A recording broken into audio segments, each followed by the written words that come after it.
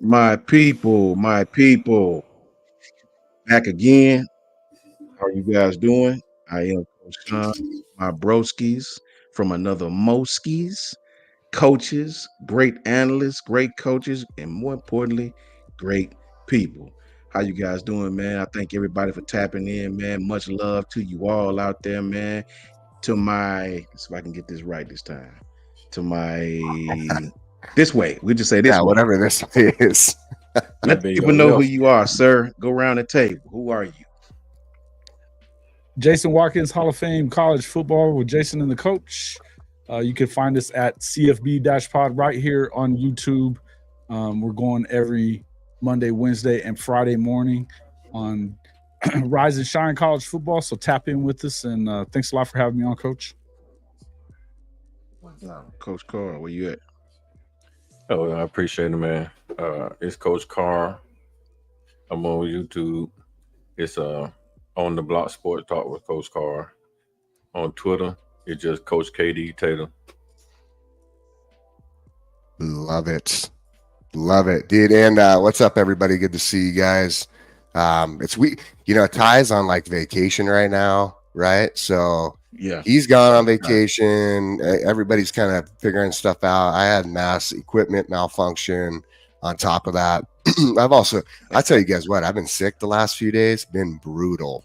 I don't know what I got, but it's been knocking me out. But what's up, everyone? Jake Merrill from Set the Tone College Football. I'm here all the time with my boy Sean, with Jason. Absolutely. Love getting on. Coach Carl, man, good to have you on when he pops back in. I know he's working through some things.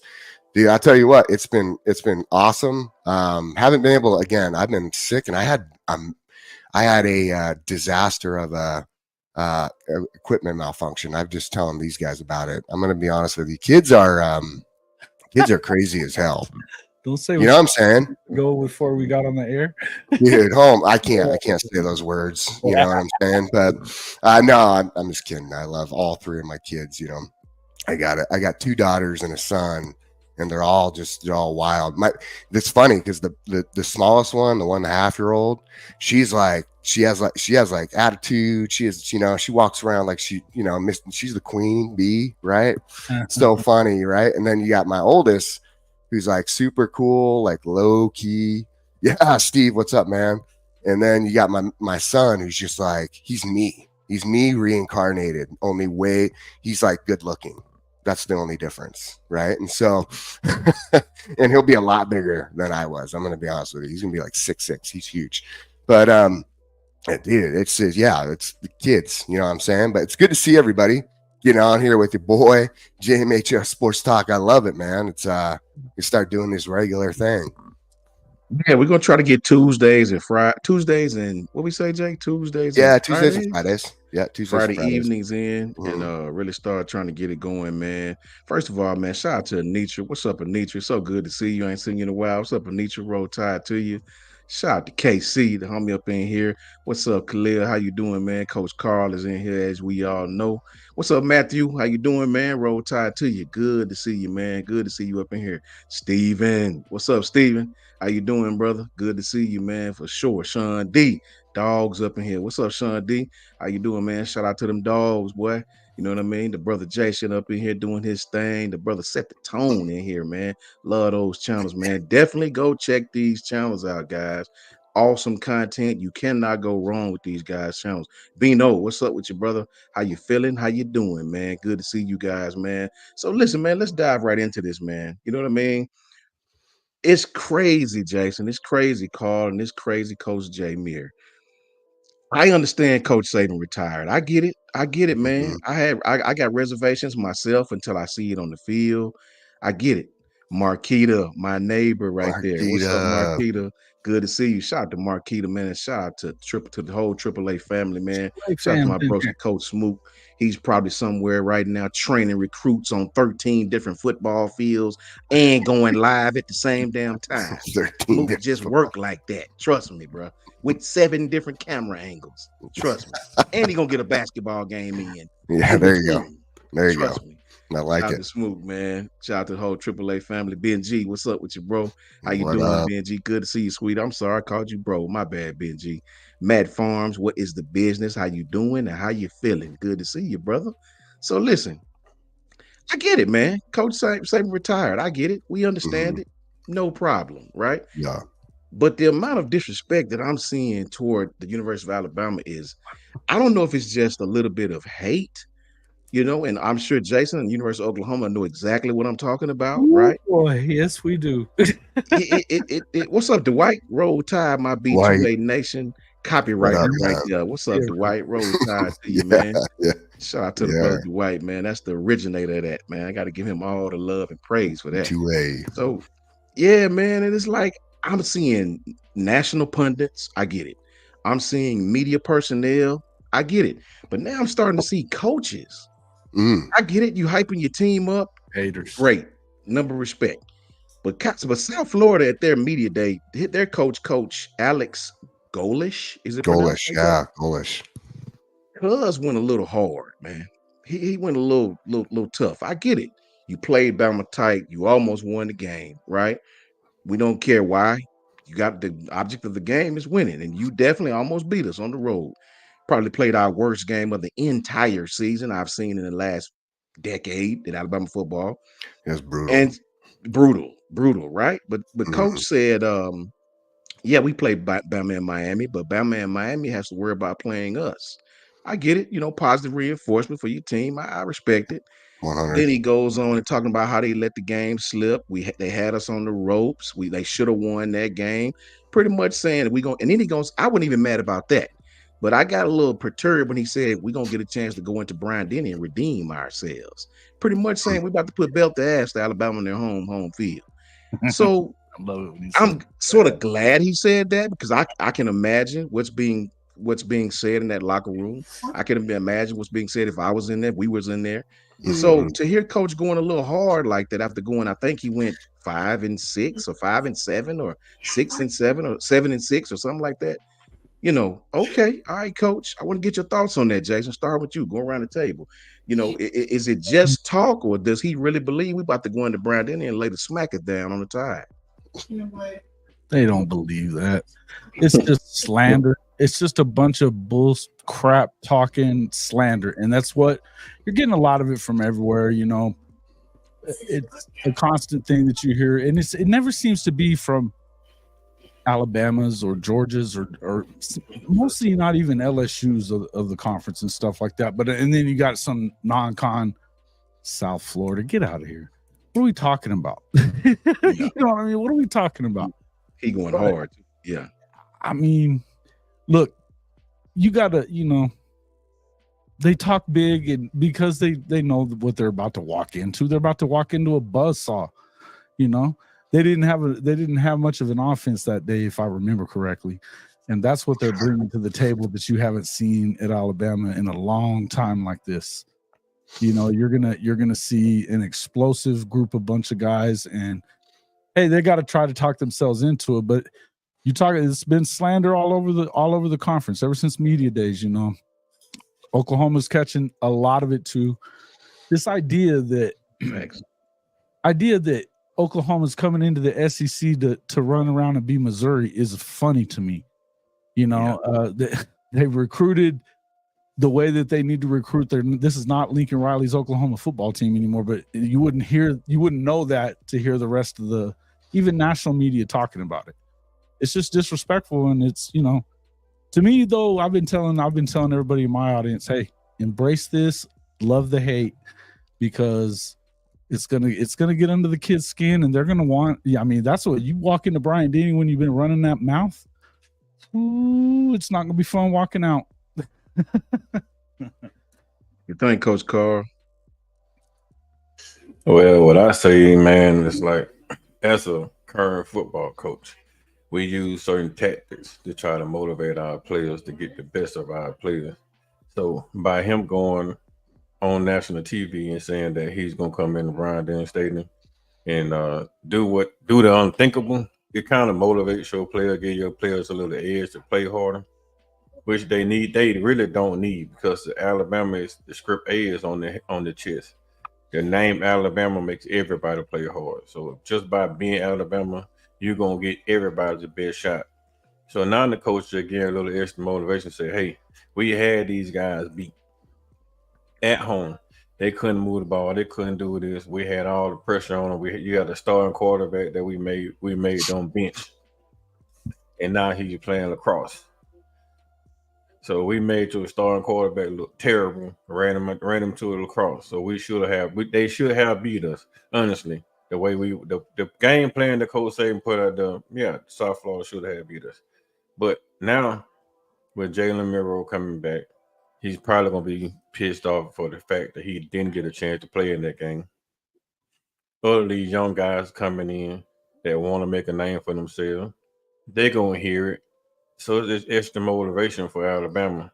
I would have said that inside a locker room, but I wouldn't have said that on national TV for the whole world to see it, and Alabama fans can see it, and then the players get and put it in the locker room and start watching it every single day of the week before we play.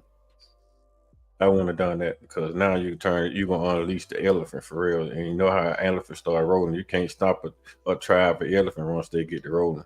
What are you gonna do? You can't block the road with 18 wheelers. You can't pull up walls fast enough because they gonna roll straight through it.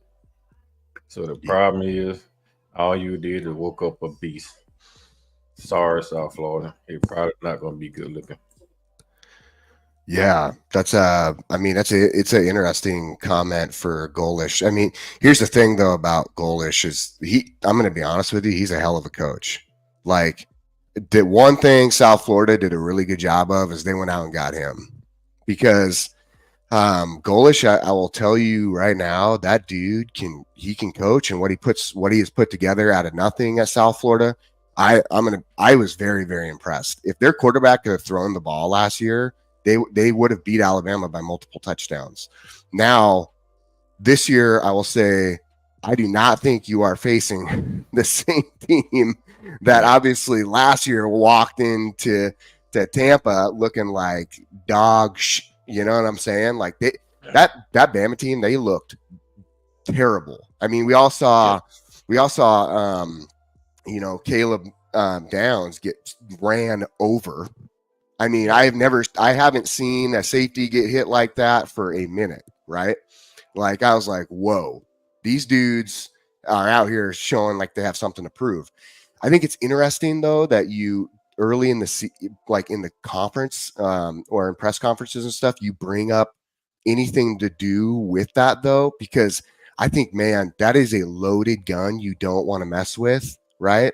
Like everyone has the familiarities with whether it's a rifle, whether it's a shotgun, whether it's handguns, right? This is a gun you've never really played with before. You got to see it for the first time, but you saw a really shitty one, like a toy one last year. Yeah. Now this is the real thing, okay? And you're going to go out to the firing range and shoot this thing, and you have no idea what the power it has behind it, right? And I don't think you're quite ready. You just don't got the training to handle stuff like that. South Florida is going to have a very good team. I will tell you guys right now, they will have a good team. Will they have a team that matches up with like an Alabama team? No, because what you have behind that Alabama team right now is you have a lot of guys. This is very similar to like Oklahoma's mindset, but it's even more dangerous. And I've said this before, Jason, I brought this up on your show a little bit. It's almost more dangerous because Alabama has it's freaking University of Alabama. You have just made them underdogs in majority of these games, and that's their mindset. That is a dangerous. Any team you're playing against, if they have a mindset that they're underdogs, they're going to fight you like an underdog. What does that mean when they fight you like an underdog? They're going to come out, man, baring teeth and attacking in ways that you're just not used to, right? That you were not prepared for. It's not your normal fight. It's a street fight. Okay. So now that you put things out there and you put comments and the media's put enough stuff out there questioning Jalen Milroe, questioning the offensive line, questioning this defense. Saban did the best thing ever at the SEC media days, saying, well, I don't have Alabama to win it. You want to know why? Because their secondary needs to figure it out. I have a lot of questions there. that wasn't it, typically he'd call that rat poison. What that was reverse psychology. Hey, guess what, guys? I recruited all you MFers. You better get out there and work. And I want to see you guys perform, and I want to see you in that championship game. So what am I going to do? That's right. I'm going to drop a little. No matter what. It's an Alabama standard. It's an Oklahoma standard. The standard is the standard no matter what. That's right. Fair. And it's so interesting because, man, these all go up on the board, right? Mm-hmm. And South Alabama, like I said, the schedule that's laid out for Alabama early on are great games to really get them in sync, whether it's defensively, whether it's their run game, whether it's their pass game, whether it's special teams, getting the youth really tested, right? You're playing a Western Kentucky. They're going to throw the ball a lot. So your secondary is going to be tested, but it's not going to be at the level of playing like in Oklahoma, who is going to dump the ball to big wide receivers. And you're going to have to, by that time, you're going to need to know what to do, right? To face these wide receivers who have speed and they also have size. Right. Same thing when it comes to Tennessee. So it's interesting that they have these games. USF will be one of those games. So they'll come in and they'll want to prove something, but you'll be able to kill their spirit really fast. Right. They've never played at Denny Bryant, right? Or Bryant Denny. And here's the thing is they're going to come in there. You're going to be pumped up, ready. They're going to want to hush the crowd. But I'll tell you one thing, man, when you got this team that even at home feels like, man, everyone is doubting us. Woo, that is a dangerous Alabama team. I don't think we've seen one of those for a minute. You know what I'm saying? I mean, could you guys think, Sean, do you know last time you've seen an Alabama team that's maybe besides when Saban early on, right? That first national championship team, right? Yeah. But I don't know if I've seen another team that's had like the doubt, right? Like this team does. Yeah, that's exactly. I don't ever remember them doubting us like that, man. First, shout out to Moon Rocker. Shout out to the brother Moon Rocker, man. Shout out to Piano Man 61. You know what I mean? Roll Tide to my bros right there, man. Good to see them in here. Shout out to Cal what is that? Dupuis. Yep. Shout out to Cal Dupuis. We're gonna say KD. Cal, KD. What's up, KD? Hank, what's up with you, bro? Sooner right there, our Baton Rouge Sooner. Yeah, good to see you, man. Good to see all the Oklahoma fans, man. Love that for real. Love to Zachary. What's up, Zachary? How you doing, man? Good to see you. My broski right there, Travelpreneur Sportscast, home team right there. Good to see you. Keyway LA. What's up with you, Mike? Man, my former player right there. Shout out to you, player UNA right there, coach. Love it, man. Man, shout out to everybody, man. Shout out to Tony. Good to see you, Tony. Roll Tide to you, brother. Mars Jams. What's up with you, man? Down there in Sooner Land, bro. How you look at Mars's symbol, man. That's a cool symbol, Mars. I like that. Yeah. Oh, yeah. That's pretty badass. I like that. That's signature. Right down, baby. Yes. Fan, you know that. That's some Oklahoma fans and Bama fans got in common right there. Respect to all the great Texas fans, but we definitely want to put belts to those asses without a shadow of a doubt. Ass, that's my favorite. You should just rename the I was just about to ask you want to answer that question? Which one?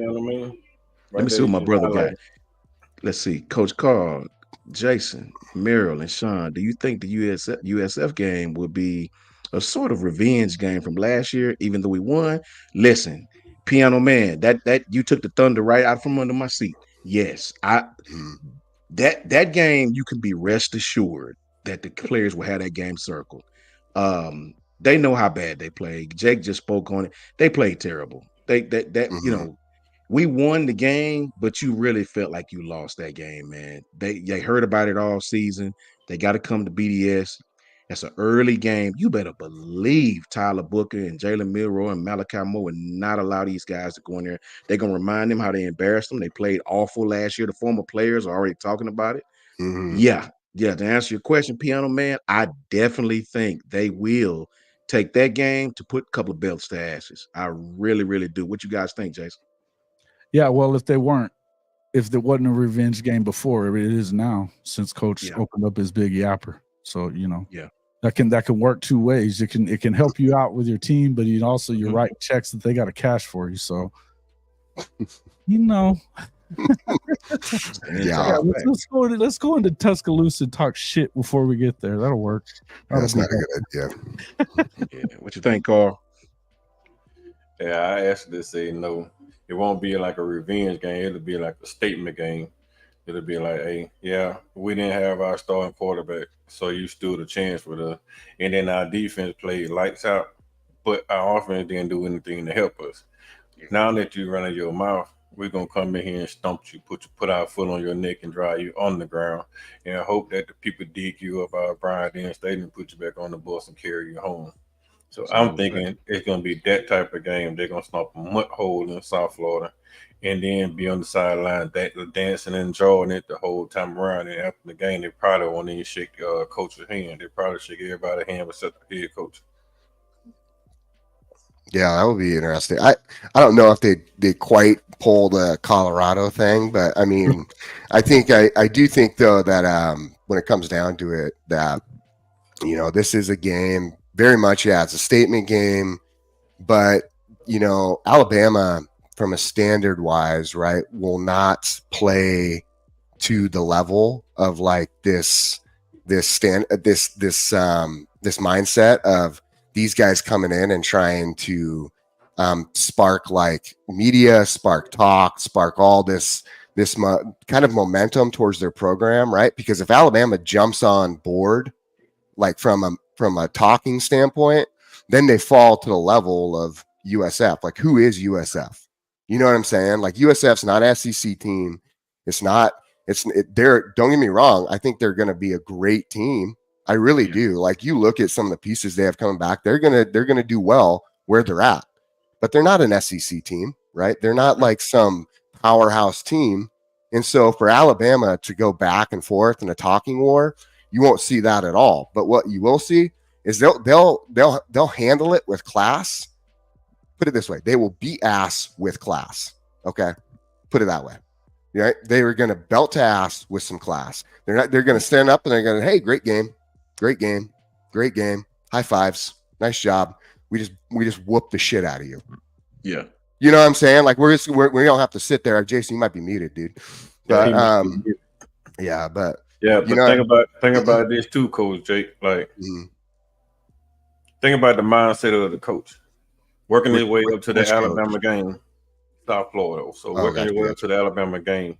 What do you really want? What are you really trying to accomplish? Media time. You want to get your team on social media, on TV, trying to make it the game everybody want to watch. So now that you're putting your kids up front, then you're getting a whole lot of screen time. So that screen time comes into revenue. So at that point, you can make a little revenue from the stuff that you're talking about Alabama. So everybody trying to capitalize monetarily off Alabama. Well, don't get me wrong. I think what he's doing is key. Why wouldn't I want to promote my team? Right in that, and Kyle's trying to be funny in the comments. Kyle's like, man, I thought you were a Bama fan. They'll be asked with class. Man, Kyle, be careful talking smack about Alabama. Come on, we love you as an Oklahoma fan. Don't get me wrong. We got a lot of love for you, Kyle. Don't come in here and do that, you please. But no. Here's the thing, though. Right? Is you're right. He will definitely highlight the fact of saying, hey, man, this is a great game to get my program a bunch of attention. And yeah, Scott V, I see your comments in here. He was Hupel's OC a couple of years ago. Like, the guy's a good coach. Like, USF has what he's done there has been great. When USF gets their own stadium and all that stuff, they'll probably be a pretty decent team. I mean, we'll see what they grow to, how long Golish will be there. I think Golish is probably tagged. If they have a good season, he's probably tagged for the next big SEC job that pops open because he's that good of a coach. I mean, people are going to come after him. But Auburn, yeah, I mean, well, yeah, maybe. I don't know how long Freeze has, but I mean, here's the thing though: is from Bama's standpoint, they're just going to come in and they are going to do work. Yes, it's very much a revenge / last season was a what you saw last season was just was one of those flukes, right? Just doesn't happen. And they're going to want to prove that. And not to mention, when you're not settled on your quarterback and you're there's so many factors. A new system and got a brand new quarterback as it is, and you're not even settled on them. So, I mean, things like that happen when you play a good team. Yeah, especially when you go down and there's a monsoon and everything else. I mean, a lot of things conspired for them to be close in that game, and they probably should have won it if they got all those opportunities. They probably should have gotten it done. But the fact of the matter is when you come in and you have to, chirp a lot, it's not going to work out that good for them. Look, it's a good thing for Alabama because already, you've got questions coming around. It's just like anywhere else. You've got questions coming from throughout every corner of the country. Matt Moscano down there talking a bunch of trash and, everybody else. It's just like I was saying about Oklahoma. You've got media pundits. It's not even just coaches or anything we're talking about. We're talking about people that aren't paying attention. We had Bear Slee was talking about how regionally, in terms of where the best players in the country are, he didn't see how Oklahoma was going to be able to recruit enough guys to be able to compete in the SEC. What the hell are you talking about? You're 100 miles away from Texas. That's a weird comment. An accent. That's Oklahoma. It's Oklahoma. Man. What are you talking Like, come about? on. But these are this is the guy that's a national SEC content guy. He works on Sirius Radio. He just stopped working at CBS. Why would you even say stupid stuff like that? It just looks dumb. But you say it and they start hearing it enough.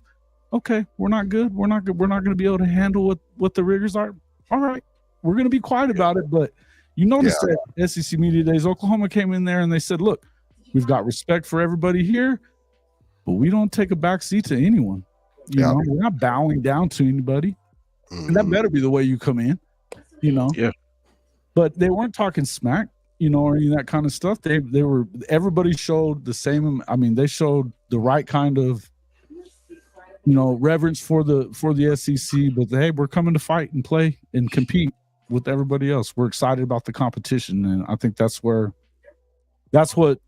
you want to see from these guys, And so a little bit of talking a little smack about them, making them kind of look bad or making everybody think that they're not going to be very good. That's the right recipe for you to go in and have a heck of a year, right?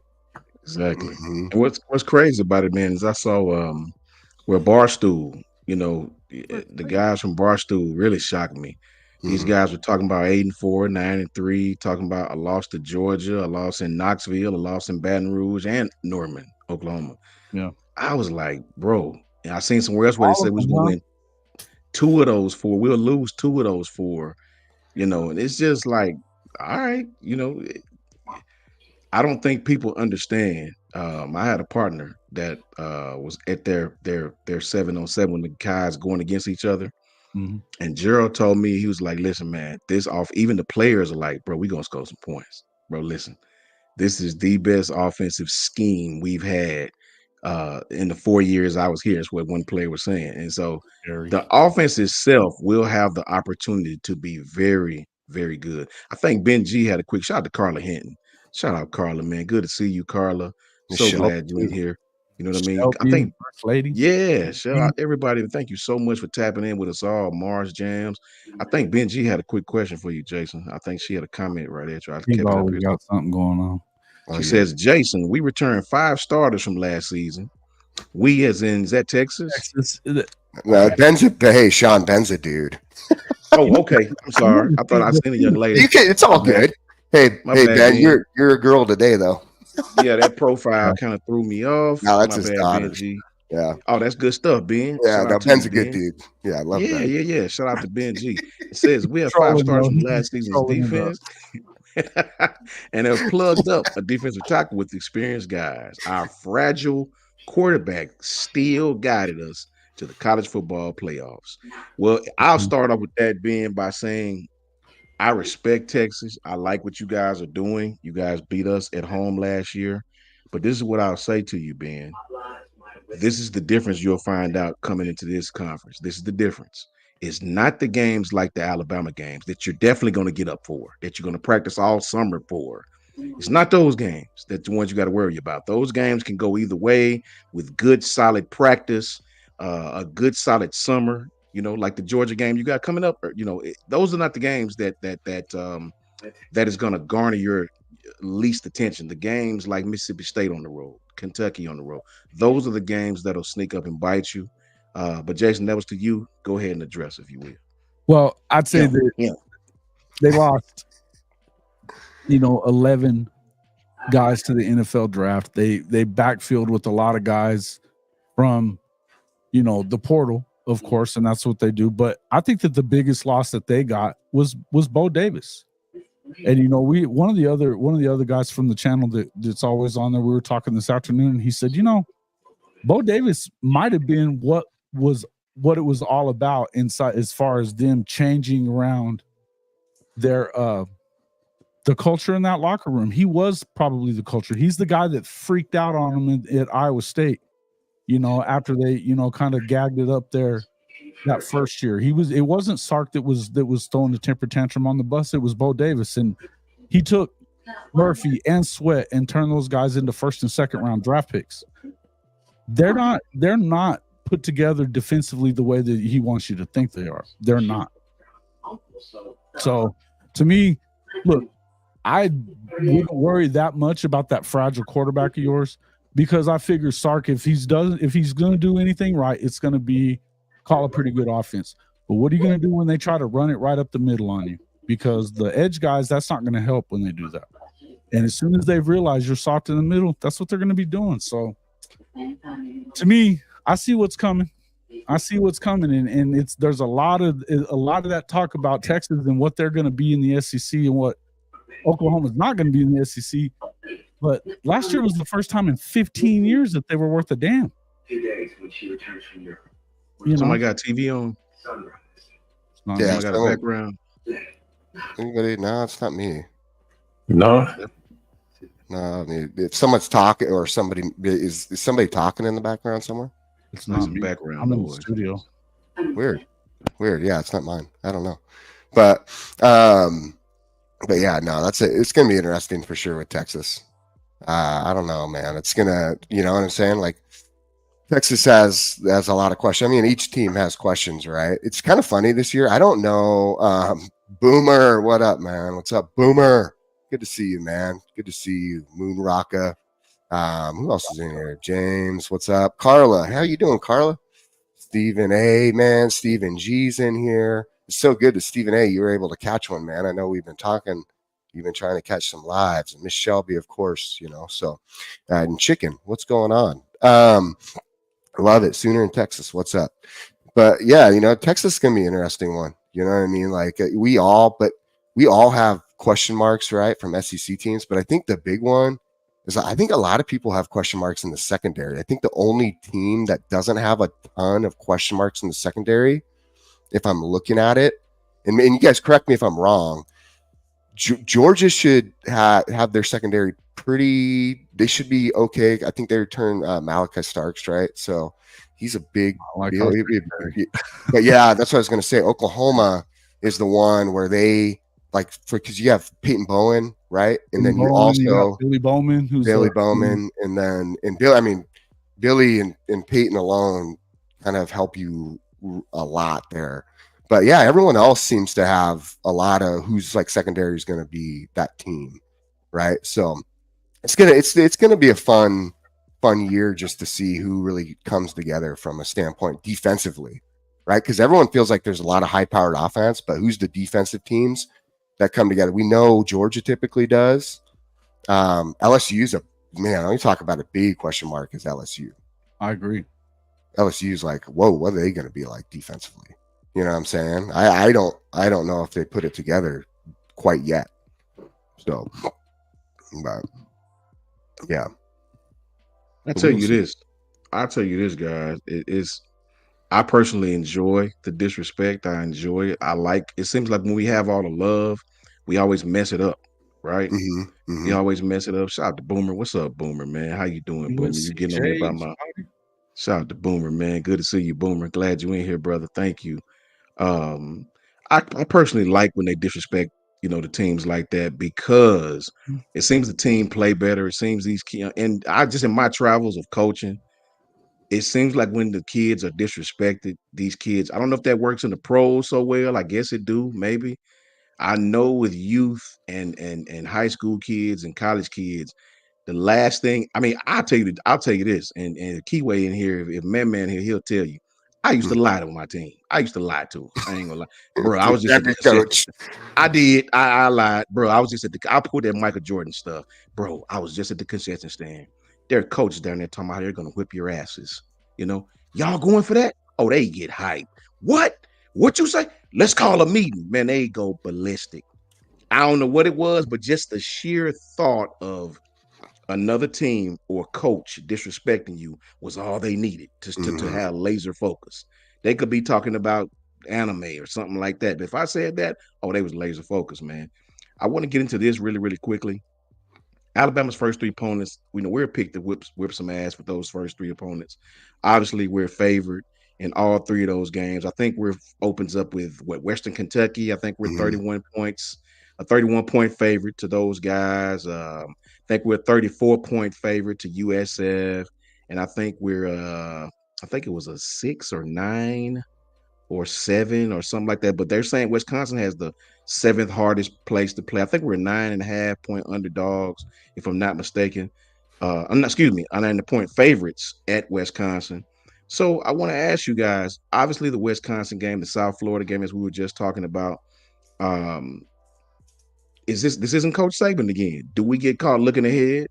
Do we come out and look horrible in one of those games? Or do we come out and put belt to ass from beginning to end? The game on the road against Wisconsin will be a little, business will pick up in that game.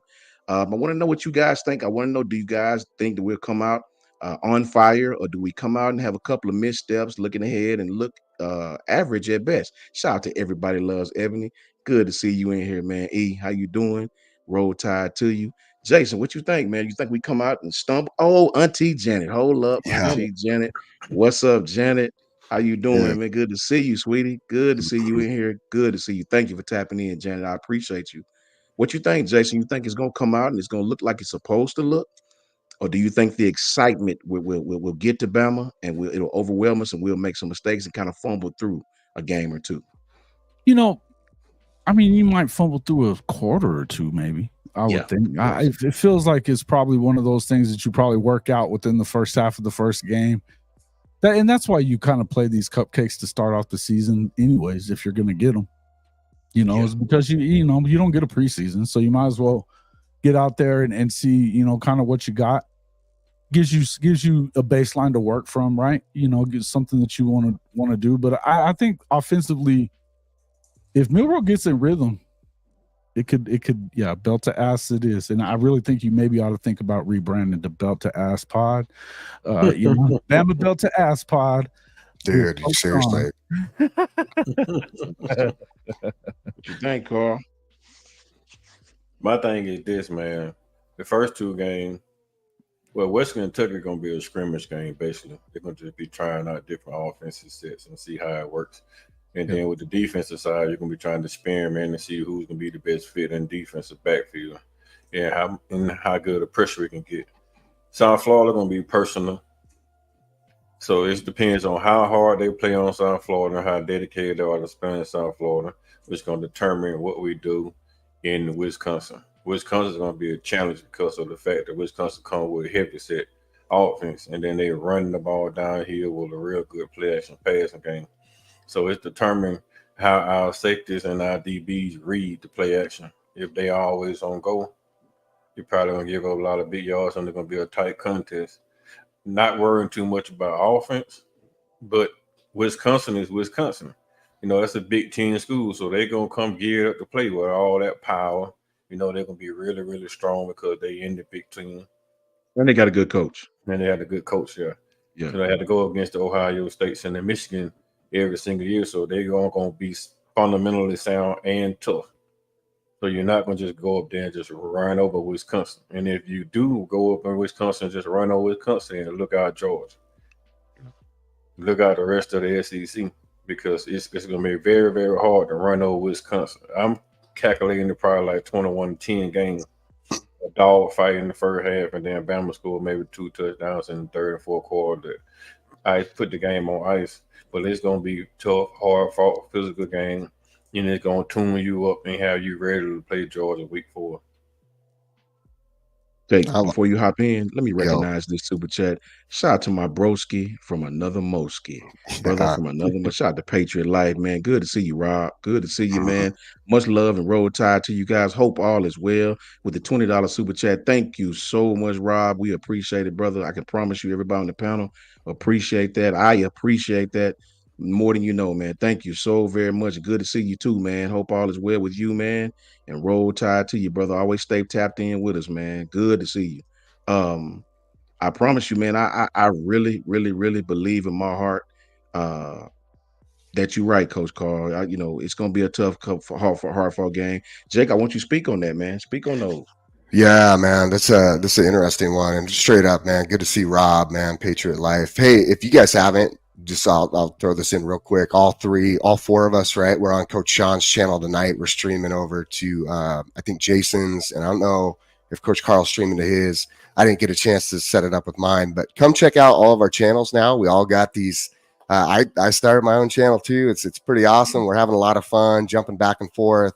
We got a lot of cool things coming up that we're going to do all together, along with Mr. Ty Hayes himself and all the other fellas, man. And there's some great guys in here that are also in the chat. Just My Damn Opinion, Shoddy, Big George guy, USCJ with USC over there. Love their stuff. Yeah. And it's good to see everybody in here. Janet, Stephen A., Wendell, what's up, man? Piano Man, I hope you had a safe flight back. Wish I could have caught you in Washington. Kareem, what's going on, man? So it's cool, man. It's cool seeing everybody come together, and we love this. We want to talk football all day, every day, right? To speak to these games, getting back to at least what's going on, Lisa. And hey, look at that. We even got some Gamecock stuff in here, man. What's going on, dude? What's going on with you guys? Gamecocks, what's up? So I'll tell you, when we look at these first couple of games, Coach, and I think we just look at the season overall, it's going to be an interesting year because for a first-year head coach, I'll say this, you especially your first year into the SEC with KD, right? And that the other factor of this is it's not just Kalen DeBoer. And that's something we have to, like, Kalen DeBoer is Nick Sheridan, is Jamarcus Shepard, is the boys he brings over from Washington. But it's this team in the craziest way, and this will be interesting. This team is almost coached together by all these coaches, but really in the craziest way, Womack and DeBoer are like the two almost head coaches in a way. And I say that KD is going to do a good job overseeing everything, right? Working with Courtney Morgan from the background. But Womack has just as much pressure from a standpoint of a defensive coordinator and replacing Nick Saban from a standpoint of meshing these two defenses and having to maintain the standard at the defensive level. That's a huge, it's almost more pressure in a way than where KD's sitting. Right? Because so many people are questioning the defense. Like they don't question like KD's productivity from a record standpoint, right? Or what he's been able to do, but they do question Kane Womack. And I think for Kane, he's sitting there going, all right, like, you guys want to see what defense is supposed to look like? I think for Kane, this is one of the most, it's the best challenge you could ever have outside of taking another head coaching spot, right? Is coming to Alabama in this way and taking over a defense that Nick Saban has owned for years and dominated with. Okay, so do I think they're going to overlook any games? I do not think so. And the reason I say that is because, especially in the first year, there's going to be so much energy and attention to detail from the coaching standpoint that will be so focused in. They'll make sure the players are locked in. I also think from a standpoint with Milroe this year, I think with Booker, with Jaden Roberts, not a lot of people give Jaden Roberts enough credit. But from a leadership standpoint, like, Jaden Roberts is in that role and he really opened up. We're going to see him hit a whole nother level this year, but also like Caden Proctor, you take on this leadership role when you go through a trial, right, of adversity, that especially one he went through that was so publicized. Now you've come in and you are putting in that work. We hear about it from Coach Cap, right? The other thing is what's interesting, and I just saw this the other day, there's a lot of people from previous schools, like Baylor's athletic director was like pissed off at Coach Cap, at our offensive line coach. He was pissed off. He's like, he comes here, he takes this money, and then he's gone within months. It's like, dude, well, he got an opportunity. How can you be pissed off about that? Right? Like, but at the same time, he was pissed off. He that's written in an article. There's a Michigan State website that was also like, what's so good about Coach Cap? Like, he didn't do anything for us. And I'm like, whoa, time out. What are you talking about? He got you into the semifinalists as Joe Moore Award. And on top of that, his offensive line paved the way for a Doak Walker Award winner, right? So that was like that been a beast in the NFL from a standpack of Walker third. So it's interesting when you sit there and you look at all these factors, right? And then you switch to the defensive side, because a lot of people have given this defensive line zero credit. It's the deepest area on the defense, but they have zero credit. And you don't think these guys are going to be pissed? You don't think these guys are going to be locked in? The secondary, with what Saban said, what Malachi Moore and Keon Sabb are going to do. I mean, we can already see Keon Sabb's leadership style and what he put on for his hometown, right? When he went back, if you guys didn't see the big event he put on, that spoke volumes of him and character-wise. You have all the pieces to help keep the mentality maintained of like, it's us against the world this year. It's like Washington all over again, only times 100 with firepower. You know what I'm saying? Because Washington got shit on last year all the time, even though they were kicking people's ass. They did have a few games, but they got like ESPN, the rankings, everybody was like, oh, but Washington's not really that good, until they made it to a national championship. And then right before the national championship, they're like, oh, Washington, man, we knew they were coming along all year long. It's like, no, you didn't. Everybody said they were crap. Everybody thought they were going to lose to Texas. Like, I mean, people questioned them even being in the playoffs. And now you have that same mentality in an Alabama team that is loaded. Not to mention the first year under these coaches, I think they're going to have them in tune. I think a lot of people question the Wisconsin game because it is a hard place to go play. Here's what I don't question about Wisconsin. They run a match quarters pattern match. They run the quarters match defense. Okay. The quarter match defense gets picked apart by this sort of offense. We've seen it time and time again. You know who else runs that? Is Oregon. They run quarters match. Okay. So it's these coordinators and who did they bring over? They brought over from USC. What was his name again? The defensive coordinator, Alex Grinch. Right? Yeah. He's now overseeing the coordinator for their defensive passing game, right? I forgot the name of it right now. Sorry guys. I'm recovering from being sick, so I'm like kind of my mind's like not clicking as fast.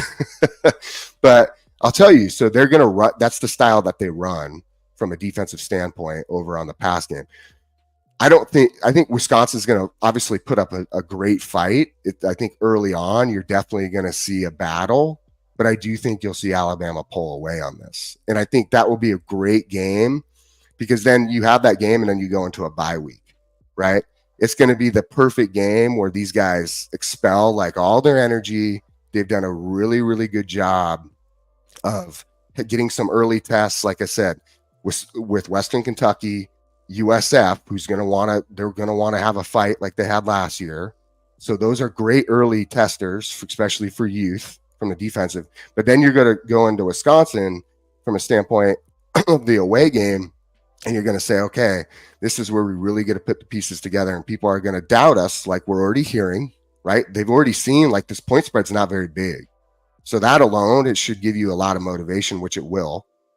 And I believe that you're not going to see it as close as what people think. I think everyone's like, well, it's a tough place to play. Dude, everywhere you travel is a tough place to play. I don't care where you got to go. When you travel on the road as a player, it's freaking hard, man. Dude, it's good to see you too, Patriot Life. I just saw you roll in this, man.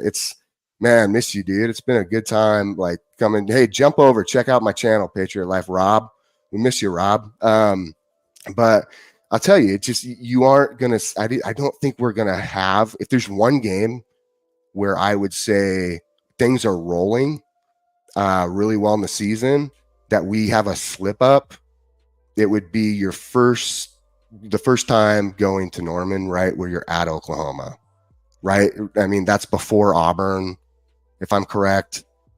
That's your game where like you're like, okay, you still need to be locked in, even though we're towards the end of the season. Those are those weeks where you can get, if you have like your mind kind of starts to relax a little bit, or you get complacent, as I've talked about before. Complacency kills.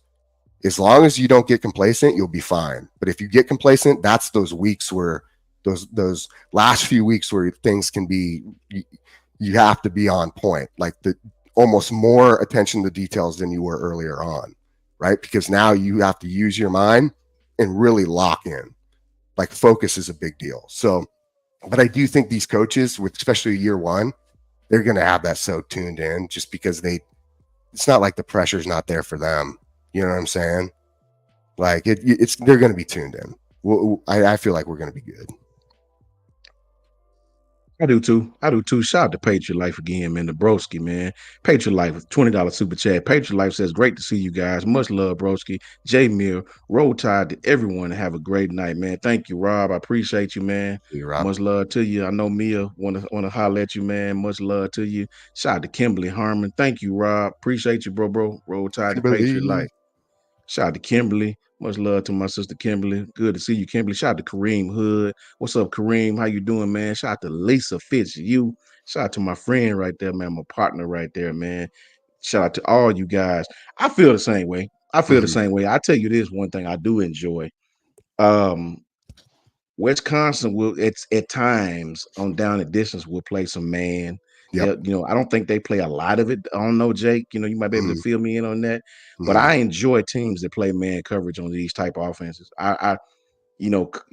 Coach Carl, you guys can, Jason. I love the teams that play man coverage with this passing game. I really, really, really enjoy picking on single high safety defenses. I really enjoy that, man. This offense that Coach DeBoer runs will. If you run a single high safety, man, you better be a dog. You better be a dog, man, because it's going to put you in a situation. It's going to pitch. What is the toughest route for a single high safety to cover, Jake? What you think? Post corner? What? The differences in post and post corner, high lows, those routes where the safeties has to make a decision. Do I jump it? Do I not jump it? We got one more. My partner. Boom to Brinsky. Shout out to Sharp Shooters Podcast and Brinsky, the man. Brinsky. What's up, Brinsky? We were just talking a little bit of football about what's going on with our first three opponents. We was talking Wisconsin. We was talking do's and don'ts. What you think about Wisconsin? Before I get Jason right back in here, what do you think about the game at Wisconsin, Brinsky? What do you think? Give us the insight, baby. Well, first off, I felt like I haven't really been myself the past 3 weeks. I ain't been on here with none of you brothers. First, shout out to y'all. Always good to see y'all, man. Always great to see y'all, man. Yes, sir. And good old Wisconsin, good old Luke Flickle, and good old we got Alex Grinch up there too. Yes, what Jake just said. Jake just said that. Good old Alex Grinch. Shout out to James Richards from Georgia. Yeah, man. So we got good old Alex Grinch up there, man. You already know what time I already know. Like let's try to put up 100 on him. Facts. Yeah, he gonna play that press bail coverage on us. He gonna do that. Oh yeah. Oh yeah, man. And I just feel like we should just go ahead and run it down their throats. I don't think they got the personnel that can line up with us on the line at all. So just run it until they stop it. We can pass it on them if we want to, but I don't think they can stop us on the ground game whatsoever. Right. I agree 1,000%, man. But it's a good test for us. It's a really, really good test for us, man, to go into a bye week. Got a little echo going on. Yeah, I think you're watching in the background. Yeah, going into the bye week, guys, it's really a good test for us to go in, get a quick rest on the bye week, and then get ready for the big one. Jason, I want you to speak to me about Oklahoma, man. I want you to speak to me. What is you guys' biggest game in the first, 3-4 weeks? What's you guys' biggest game in that week? Well, obviously the first SEC game against Tennessee at home, but I think you open up with Temple, then you got Houston or Tulane next to them. one of You those got two. to play You know, Tennessee at Oklahoma. yeah, Tennessee at Ooh. Oklahoma is the first one, and then you go on the road the next week after that. So I think you kind of hit the ground running whenever to come in, and you're going to get Nico right off the bat. I think it's a good situation for Oklahoma to get them at home, though, and having a brand new quarterback. Venables is probably going to throw a couple of things at him that he hadn't seen before, and even Josh hadn't seen before. And a lot of respect there, though. I think with what Josh has done, I mean, they're going to run first and try to make it easy on their quarterback. But I think it's a good test right off the bat. Tulane, we'll see with Willie leaving what they look like in Houston. I mean, Willie's not now a Houston Willie Fritz, so that's a couple of test games coming in. I think it's like you said though, with Alabama, it's kind of ramping up into that season, and I know they're excited about it, and so it's one of those deals where I think it's good to get that first one at home. I've been saying quite a bit though that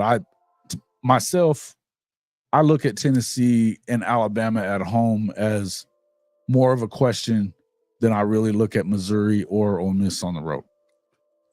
So you have Missouri and Ole Miss on the road. Okay. Yeah, I mean, I understand that these are tough places to play. Well, Columbia, we're not worried about Columbia at all, but going to the Grove and look, Lane's put himself a team together down there. We know that, we expect that, and you expect to have a big game. But to me, he's going to have to kind of show that he can win those games that are those in question games.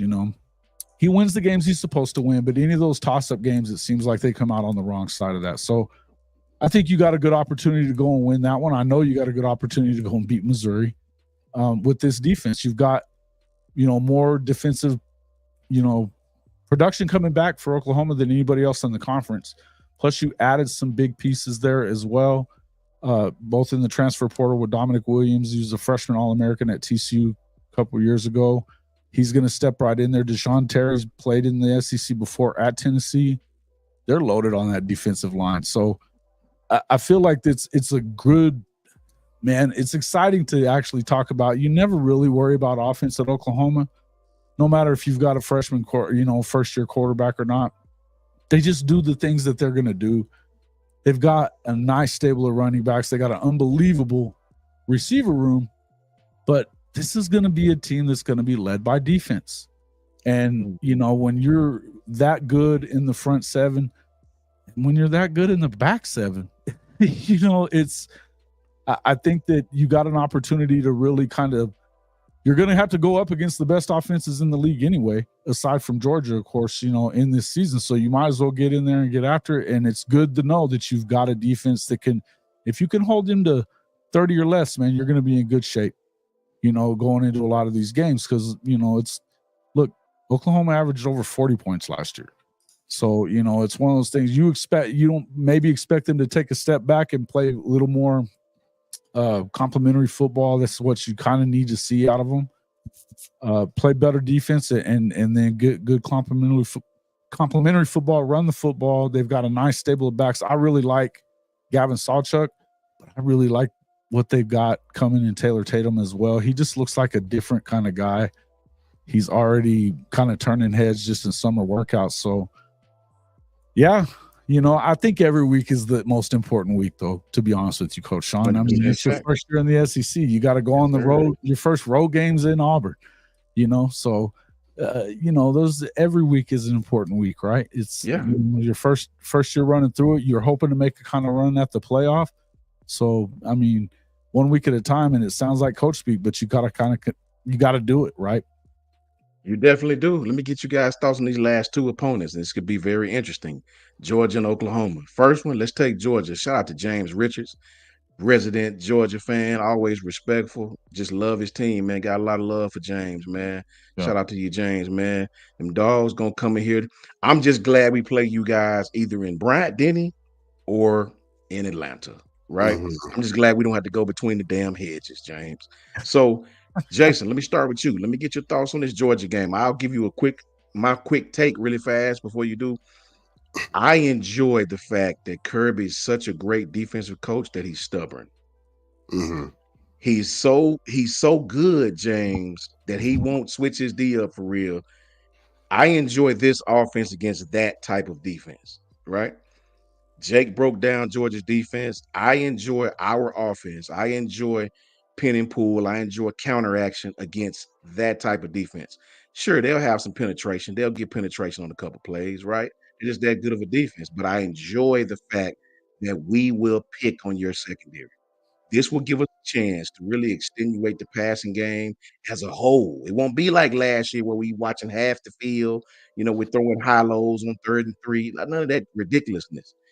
This is I call it a logical offense, a competent offense. So I really, really, really enjoy the fact that Kirby is so damn good that he'll stop 99% of everybody else. Ohio State, Bama, maybe not. Who knows? Let me get your thoughts, Jason, on that Georgia game at Bama. I can guarantee you every eyeball in the United damn States will be on that game. Oh yeah. Well, I'm hoping to be in the state of Alabama that week for the Auburn game. So it's a morning game. I don't know if you can make it from one place to the other, but I'd sure like to try. It'd be kind of cool. But listen, this is the marquee game of week 2 in the SEC. You know what I mean? As far as SEC games are going, look, there's no doubt about it that Alabama has had their number. And obviously this is a different story now. I mean, and you probably got a pretty pissed off group of dogs coming in. So I think you got a fist fight coming. So it's exciting to, that's one of those kind of games that, I mean, no matter what, anytime those two play, no matter where they play, you just expect it to be that kind of amazing game, and a lot of emotion involved in it, a lot of talent involved in it on both sides. And two really, really good coaches that are going to be matching wits for the first time. So it's exciting, man. I think it's going to be a huge game. It's going to have, I think it has a lot of implications for the whole rest of the season. It could send you, I think if you lose it, it doesn't necessarily mean that you're not going to be good in the conference. I think you could see them playing 3 times this year, you really could, but I think whoever wins it sets them on a really nice path, Coach Sean. I think it sets them on a really nice path for the rest of the way. Saying facts, Jake, let me get your take. Before you do, Sean D, the question is not how KD handles Kirby's adjustments. The question is, how does Kirby handle Coach KD's adjustments? Trust that. Go ahead, Jake. Give me your thoughts on that Georgia game. Yeah, that's going to be an interesting one. I think this game, you look back, and granted, you don't want to necessarily compare, because Georgia and Oregon are 2 different teams as far as the power and the strength and what they have talent wise. But at the same time, Dan Lanning has taken a lot from Nick Saban. He's taken a lot, majority from Kirby, right? And you see what he implemented at Oregon, and it at times it worked great. You definitely have to have the personnel to run this the way you want to, and Kirby and Georgia typically have that personnel. I do think that the biggest thing when it comes down to is that defensive line. This is going to be the game where we finally get to see, how quickly has everyone picked up on what they want to do offensively with KD, and the same thing defensively, right? Have we gotten enough tests for our younger guys? Have we gotten enough, experience from the first 3 games, then having a bye week to break down, have a better understanding, and really get into it from a standpoint of like, okay, we feel good about facing Georgia and what they're going to bring to the table, especially as far as stopping the run. That's going to be the biggest key aspect with Georgia. Georgia is going to be, they're notorious for being a heavy run team, right? They're very good at running the ball, and they know how to, with Bobo too, he'll do a good job of putting everyone in place to get after it. Saban already knew what was coming, and he did a good job of planning against that. And so that's why that battle back and forth between Alabama and Georgia was so good for so long. Now we're about to see just how interesting it's going to be with a new coach when KD and his scheme and how he goes against this defense in comparison. Again, like this, that was a great statement earlier. I forgot who said it, but how Kirby schemes against KD, because KD is his offense is so versatile and things can change so quickly that okay, how quickly can the defense adjust? And they thrive, right? They thrive on having a really good defensive line. Not saying Georgia won't, but that's probably the one area where I think they're wondering, hey, do we have those guys who make those typical plays, right? Like that they've always had. I think that's going to be the biggest question mark. Granted, they both come in ready to roll. Thank God. I'm happy it's at Alabama. Like I would not want to go to Georgia in year one and face them again. It's going to be interesting because, as said, and some of Miss Shelby, the first lady, who's been in here, Shotty, he's been in here. Just my damn opinion. Shotty played at Georgia, and obviously James and some of these other guys who are Georgia fans. But I'll say it's interesting to see from their standpoint what they're going to bring to the table and how we could potentially see them 3 times this year. Like there's a potential for that. That would make one interesting battle, because that kind of was similar to what happened last year with Oregon and Washington. Is Washington ended up seeing them twice, right? And everyone's like, oh, there's no way, but then they beat them twice, right? And so it's going to be a fun one. We're really going to see what both teams are about when they face each other this year. It's going to be a lot of fun to watch. I feel good about Alabama in this game, especially at home. But again, that's going to be, I think, the game where we get to really see on paper, like we take that midterm test or that early first, semester test at the end of the semester to see how you're doing school wise. You know what I mean? Jake, hold on 1 second. Yeah, go ahead. Jason, let me say before you get out of here, brother. Thank you, man. Jason got to check his show. Thank you. We all appreciate you. Make sure you tell them real quickly where they can find you at, man. Yeah, it's Hall of Fame College Football with Jason and the Coach. It's just, if you go on YouTube and you put in the search bar at CFB-pod, I put it in there just a little while ago. Please. It'll pop up there.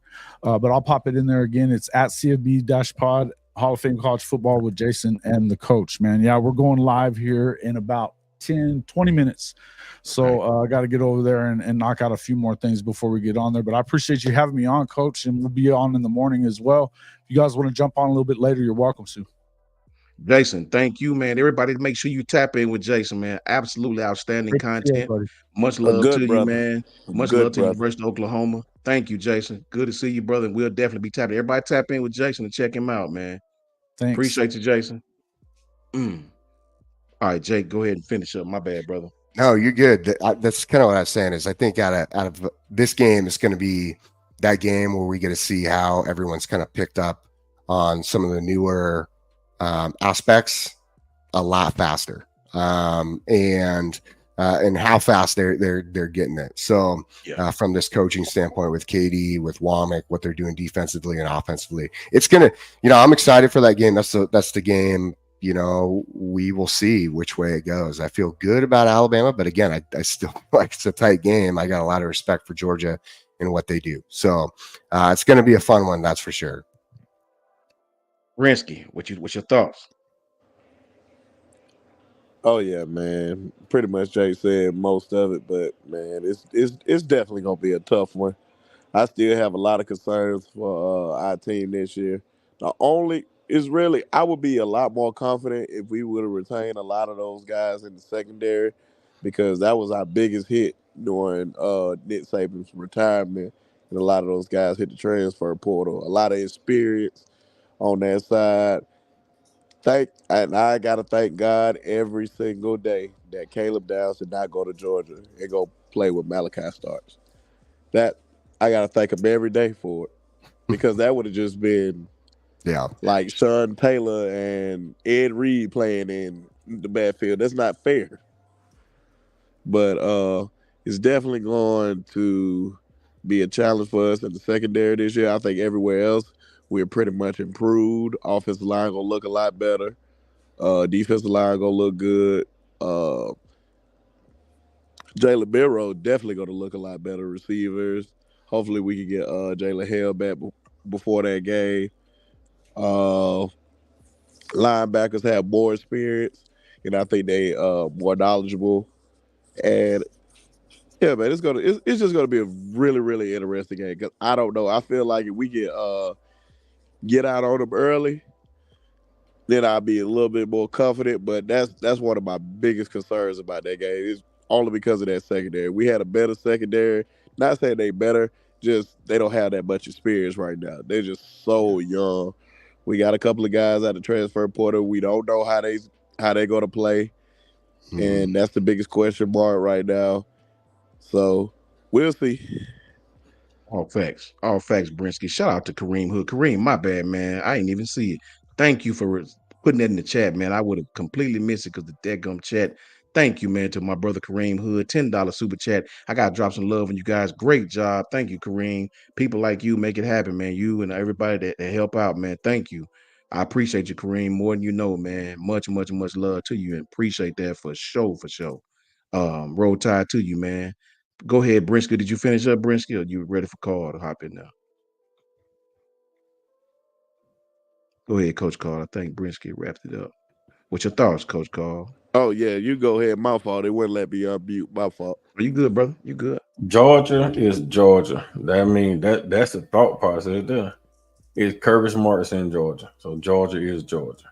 There's no if, ands, or buts about it. Georgia coming to Tuscaloosa to win that game. Yeah. It's up to Coach Kalen DeBoer and his staff to get his guy prepped for that game. Hopefully, by us playing Wisconsin 2 weeks before, where that voltage or Russian attack that they're going to come with, that should prepare us physically for what Georgia coming with the down here Russian attack Georgia coming. And by us playing South Florida 3 weeks before that, should have them prepared for the play action and the passing games that Georgia comes with too. So being Kirby being a methodical guy like he is, and Debo, what his name is, Debo, because he really not that good. Or Mike Bobo, Mike Debo. He always try to out muscle you, want to run over top of your head, kind of like Debo from Friday. You want to come in and try to bully you and take your cookies. That's what type of offense Bobo run. He's gonna come in at Brian Dennis Stadium and try to debo you and take your cookies. And it's up to that defensive staff, Mo Linkwitz and them cats over there, those head coaches on that side of that defense. It's up to them guys to get this guy physically fit, mentally ready for that down here rushing attack Georgia's gonna come with those stunts and twists on the offensive line, those pulling guards, those counters, those two-way reaction plays. I mean, it's up to the defense. Offense gonna do what they do because Georgia have potholes in the middle of their field. You know what having potholes, it really tears up your vehicle. So Georgia have potholes in the middle of their defense. Their linebackers are physical down here linebacker, but most of them don't cover. Some of them are fast, some of them are slow. The defensive line is uber aggressive. Like they always going for the big play. So you can't capitalize on the way the defensive line rush the field. And sometimes they take the eyes on the quarterback too much. So Jalen Miro know how to use his eye to triggerate the defense. He had big plays all over the field. Kind of like Bryce did them, Tua did them, Jalen did them in the game, in the SEC championship game. You just got to use your skill and use your eyes on Georgia Kirby Smart. Kirby Smart play read defense. He read and react. He don't just go out there and play zone defense. Most of the time, man coverage and he read and react. And the times he plays zone, his cornerback drop deeps in his zone, like cover three, match. Yeah, cover three, cover four. They don't really run. They really don't sit underneath, right? So you play Kirby Smart, kind of like Oklahoma played Kirby Smart, like Ohio State played Kirby Smart. They play everything over the top in the media. And very, very short. Quick in, out, quick in, out, quick in, out. Boom. Next thing you know, here comes CJ Stroud over the top. Boom. Busting on top of your head. So you gotta play Georgia smart, honest, and physical. And with that running game that you got, all you gotta do is just line up and stop the run. You line up to stop Georgia running attack and make that quarterback a passer, you beat Georgia easily. You gotta turn them into a passing game. So my thing about Georgia, like I said, man, Georgia. If you can't out muscle Georgia, you're gonna get ran over. You don't outthink Kirby Smart, you're gonna get killed. So you got to be a smart guy playing Kirby Smart because he comes from Nick Saban. Like he 100% Nick Saban. If Nick Saban went in the bathroom and took a crap, he would have crapped out Kirby Smart. Because he 100% everything he do is Nick Saban. There's no changing in it. And people beat Nick Saban in the middle and over the top. Say this, Coach. I'll say this, man, and y'all can cut this and clip it back and play it back. I'm very confident in what I've seen from Kirby over the past couple of years of what give him problem. That Ohio State game is more of a litmus test of what I'm about to say. Kirby will match. He'll play pattern match. He will match on the backside. One thing about this, man, I talked about this play on several channels because I watched this play. I drew this damn play up just in case I get back into coaching. I'm going to put the play in, I promise you. Look, man, and they run a multitude of these kind of plays, brother. Kirby will match. He's the type. Look, I seen a play that they ran against Oregon. They actually ran this play in both Oregon games, but it really created some problems for them in that first Oregon game. For those of you that understand bunch formation, that's 3 receivers, bunch formation, tight bunch formation. And it was to the field side, if I remember. It was to the field side, right? What that done was that got Oregon to bracket the receivers with 4 over 3, with meaning 4 defensive backs over 3 receivers. They bracketed them, right? We call it a bracket. They got Oregon to commit resources to the bracket. Washington, in turns, run pin and pull back to the field side. The boundary side, the opposite side of the field, right? Where the less count is at. They run a pin and pull play back to the boundary side of the field. It was 3rd and 6, if I remember. Running back cuts back for 30 yards and sets Washington up for the score. That's what Kirby going to have to deal with. So you can't be real aggressive with that type of stuff. You can be, but it's a risk-reward type thing. Jake will tell you that, right? Oh, yeah. This is the type of offense to where Kirby, it's high risk or it's high reward, one or the other.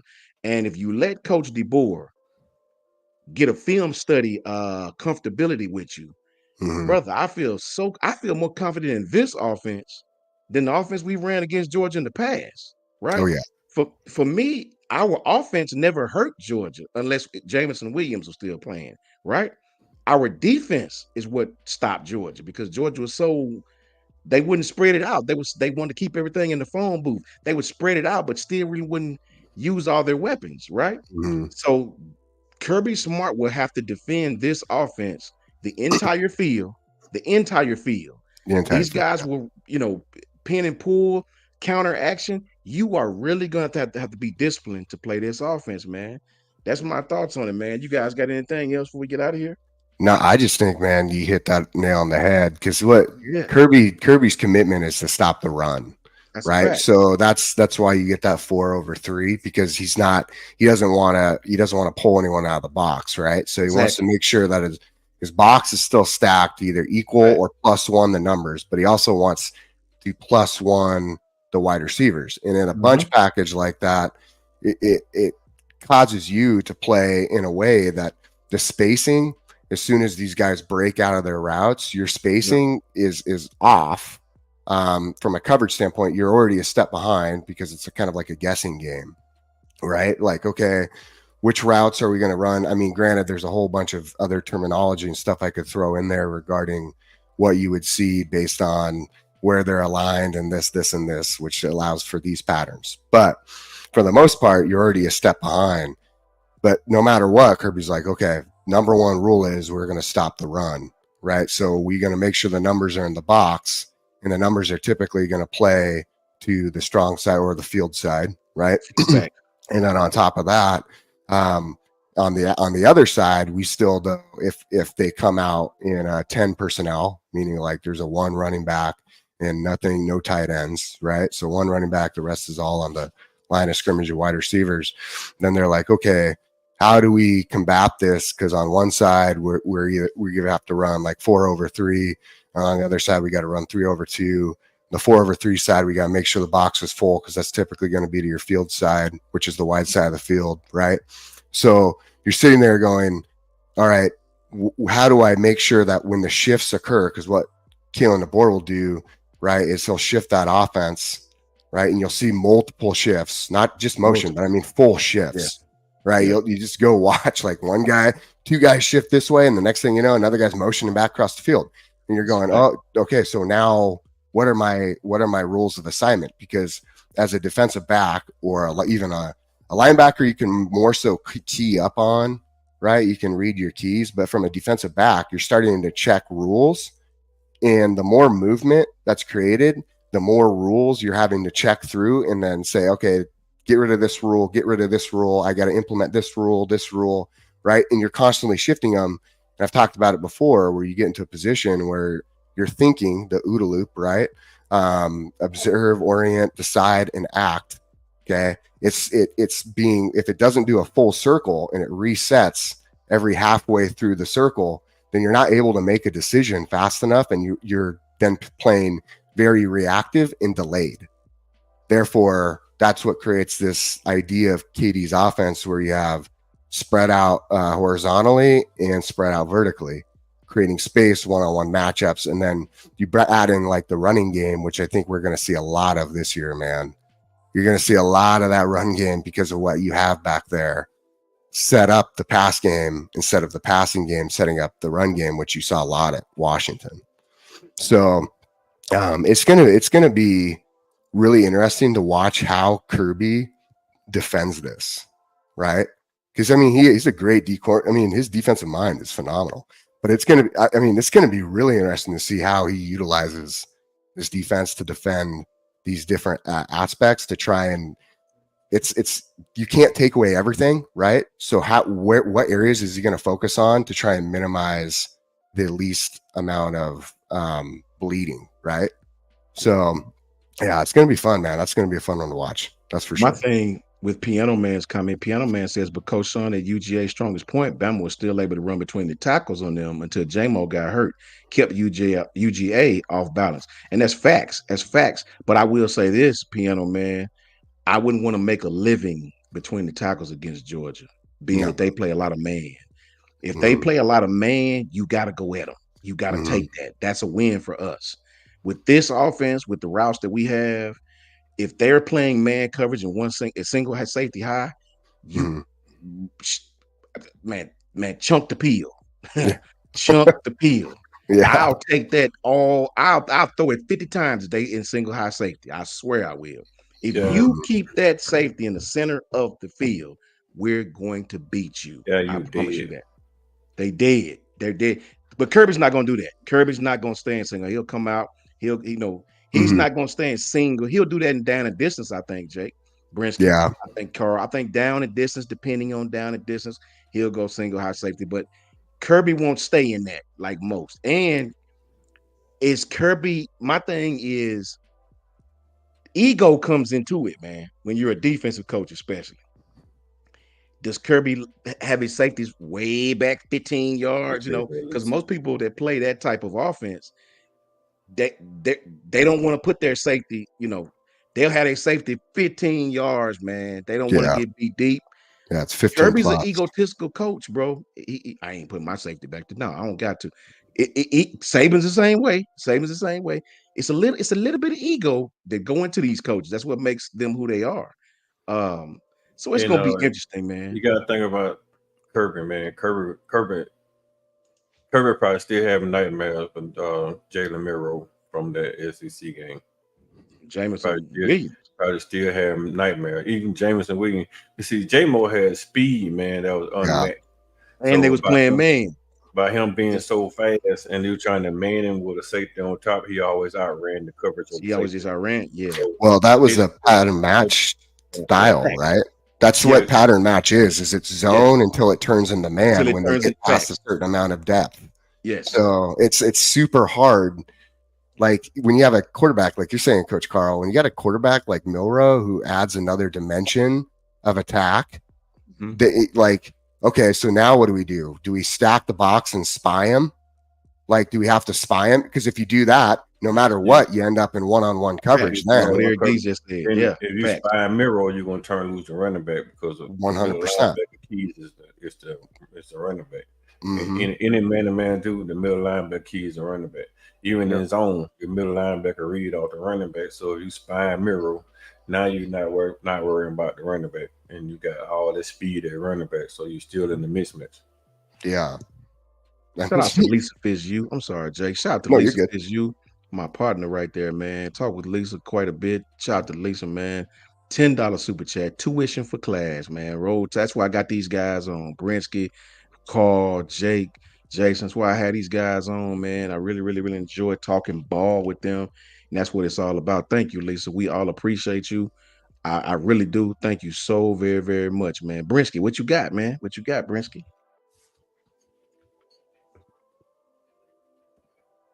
Brinsky asleep.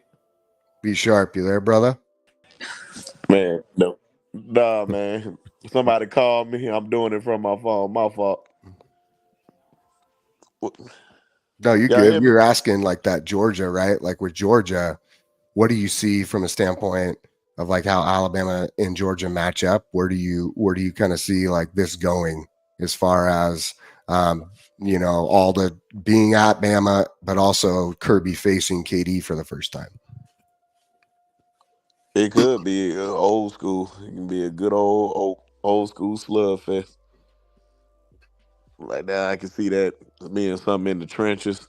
But I know Coach KD definitely gonna want to throw the ball on those guys, especially with the weapons that we have. So you just can't just see them just running the ball the whole game. It's gonna be interesting, but I definitely know Jam Miller and Justice Haynes is gonna play a big part in that game. And I believe we're gonna see that 1-2 punch. If we can find some holes, keep getting like 5 yards, 10 yards here and there, I believe that's gonna be make the game really, really interesting. I don't think Georgia is as strong as they was in the past on their defensive line with the guys that they sent to the NFL. Now I could be wrong. A lot of these guys we don't know yet. Yeah. But it's gonna be interesting to see how that defensive line looks this season, especially with like weapons like Lad McConkey not there, Brock Bowers, and it's one more person that that running back. Man, I'm drawing a blank on him. Milton. Is it Milton? Yeah. I don't know. Yeah, Kendall Milton. Kendall, he the big back, I believe, right? He's the big guy. Yeah. Yeah, so it's a lot of production gone from there. So it's gonna be really, really interesting how Carson Beck gonna be in that backfield. And then you under the lights, more than likely that's gonna be a night game and Brian Denny. And seeing Carson Beck under that type of pressure, I know Brian Denny is gonna be rocking that night. Oh yeah. So you being in that type of atmosphere without those type of weapons, he showed me that he's a good quarterback, and I know he's going to come ready to play. But it's going just got to see how you play without those guys. So It's gonna be it's going to weird, be man. a real good game. I'm telling you, man, that's going to be one of the biggest games of the year. I'll say this too, guys. In retrospect, Alabama got to stop them too. They're gonna test Alabama secondary. Alabama, we have to stop them too. One thing Yes, about sir. Kirby, man, Kirby's a rhythm coach. If you let his run game get going, their whole entire offense will explode off of that, right? You got to stop the run with Georgia first and foremost. If you don't stop the run with Georgia, everything else opens itself up. We got a very young secondary. They'll play action you to death. Run, play action, boom. Very reminiscent of the past Alabama teams in the past. So it's gonna be good, man. You guys gonna feel like we've been on for an hour and 29 minutes. This might be more of the JV thing, but I think we got to do guys- this. I think it's more pressure, Coach. the only other person who came If we get pressure, Georgia Oh, will stand a chance. Yeah, It's gonna be the pressure. Yeah. like that. Just wanted to throw Yeah, I don't know if somebody's watching something in the background. Anybody Yeah. watching something in the background? Yeah, it's echoing there. That was an echo from I guess my son walked in in the Oh, thing. gotcha. Oh yeah, But yeah, yeah, yeah, yeah. uh, Pressure. You I right, think it's gonna be the 1,000%. pressure. If our defense creating pressure with that 4-man front, Georgia gonna be in trouble Yeah, because Georgia. One thing Kirby Smart could never do on the offensive side was adjust the pressure. That was the worst thing that Georgia could do. Once you get pressure on Georgia, consistent pressure on the quarterback, that quarterback could never capitalize on the pressure. Even when it had Stetson Bennett. Stetson Bennett would run around so nervous on the pressure that sometimes he would just throw in luck balls. They'll just tip off somebody's hand and drops in the Georgia hand, or he would throw in balls, basically throwing balls away, and Ball was going there making plays. You don't have those type tight end now. You don't really have that type of skill guy on the outside, not really proven. So it's gonna come down to the pressure. Pressure getting on the ball. Once you pressure the quarterback, our defensive back have time to see the ball. But if they don't get pressure, then the defensive back won't have to see the ball because now you be chasing wide receivers, and you can't chase a wide receiver alone because eventually the wide receiver makes a cut, he's wide open. So it's all gonna come down to pressure. If Caden Womack can create pressure, Mm-hmm. nobody beats Alabama. But if they can't get pressure on the quarterback, Bama will probably have a 2-loss season. And one No will end up secondary. in Norman, Oklahoma. It'd be Georgia and Oklahoma. Yeah. So that's we wrap up. What's your prediction? Last question. Single game season, 12 game regular season. What's our record next year, Jake? Yeah, I'm gonna go. Man, it's tough, man, because Tough. Yeah. I sit there and I look at, I push on the side of saying, man, I know what this team can do. I know what Coach KD does with his guys.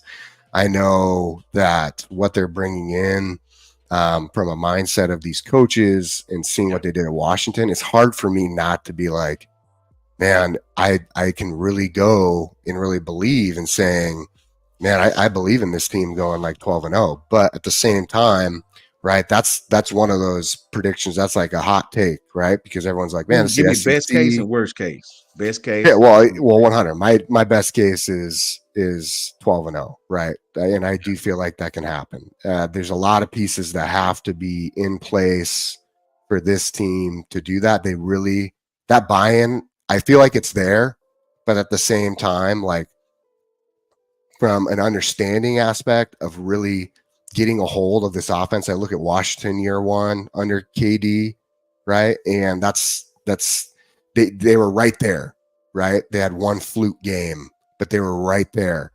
So the next part of it, the reality of it, like the reality is I really do think this team's going to probably go 11-1, and that one game, don't get me wrong, I don't know who it's going to be.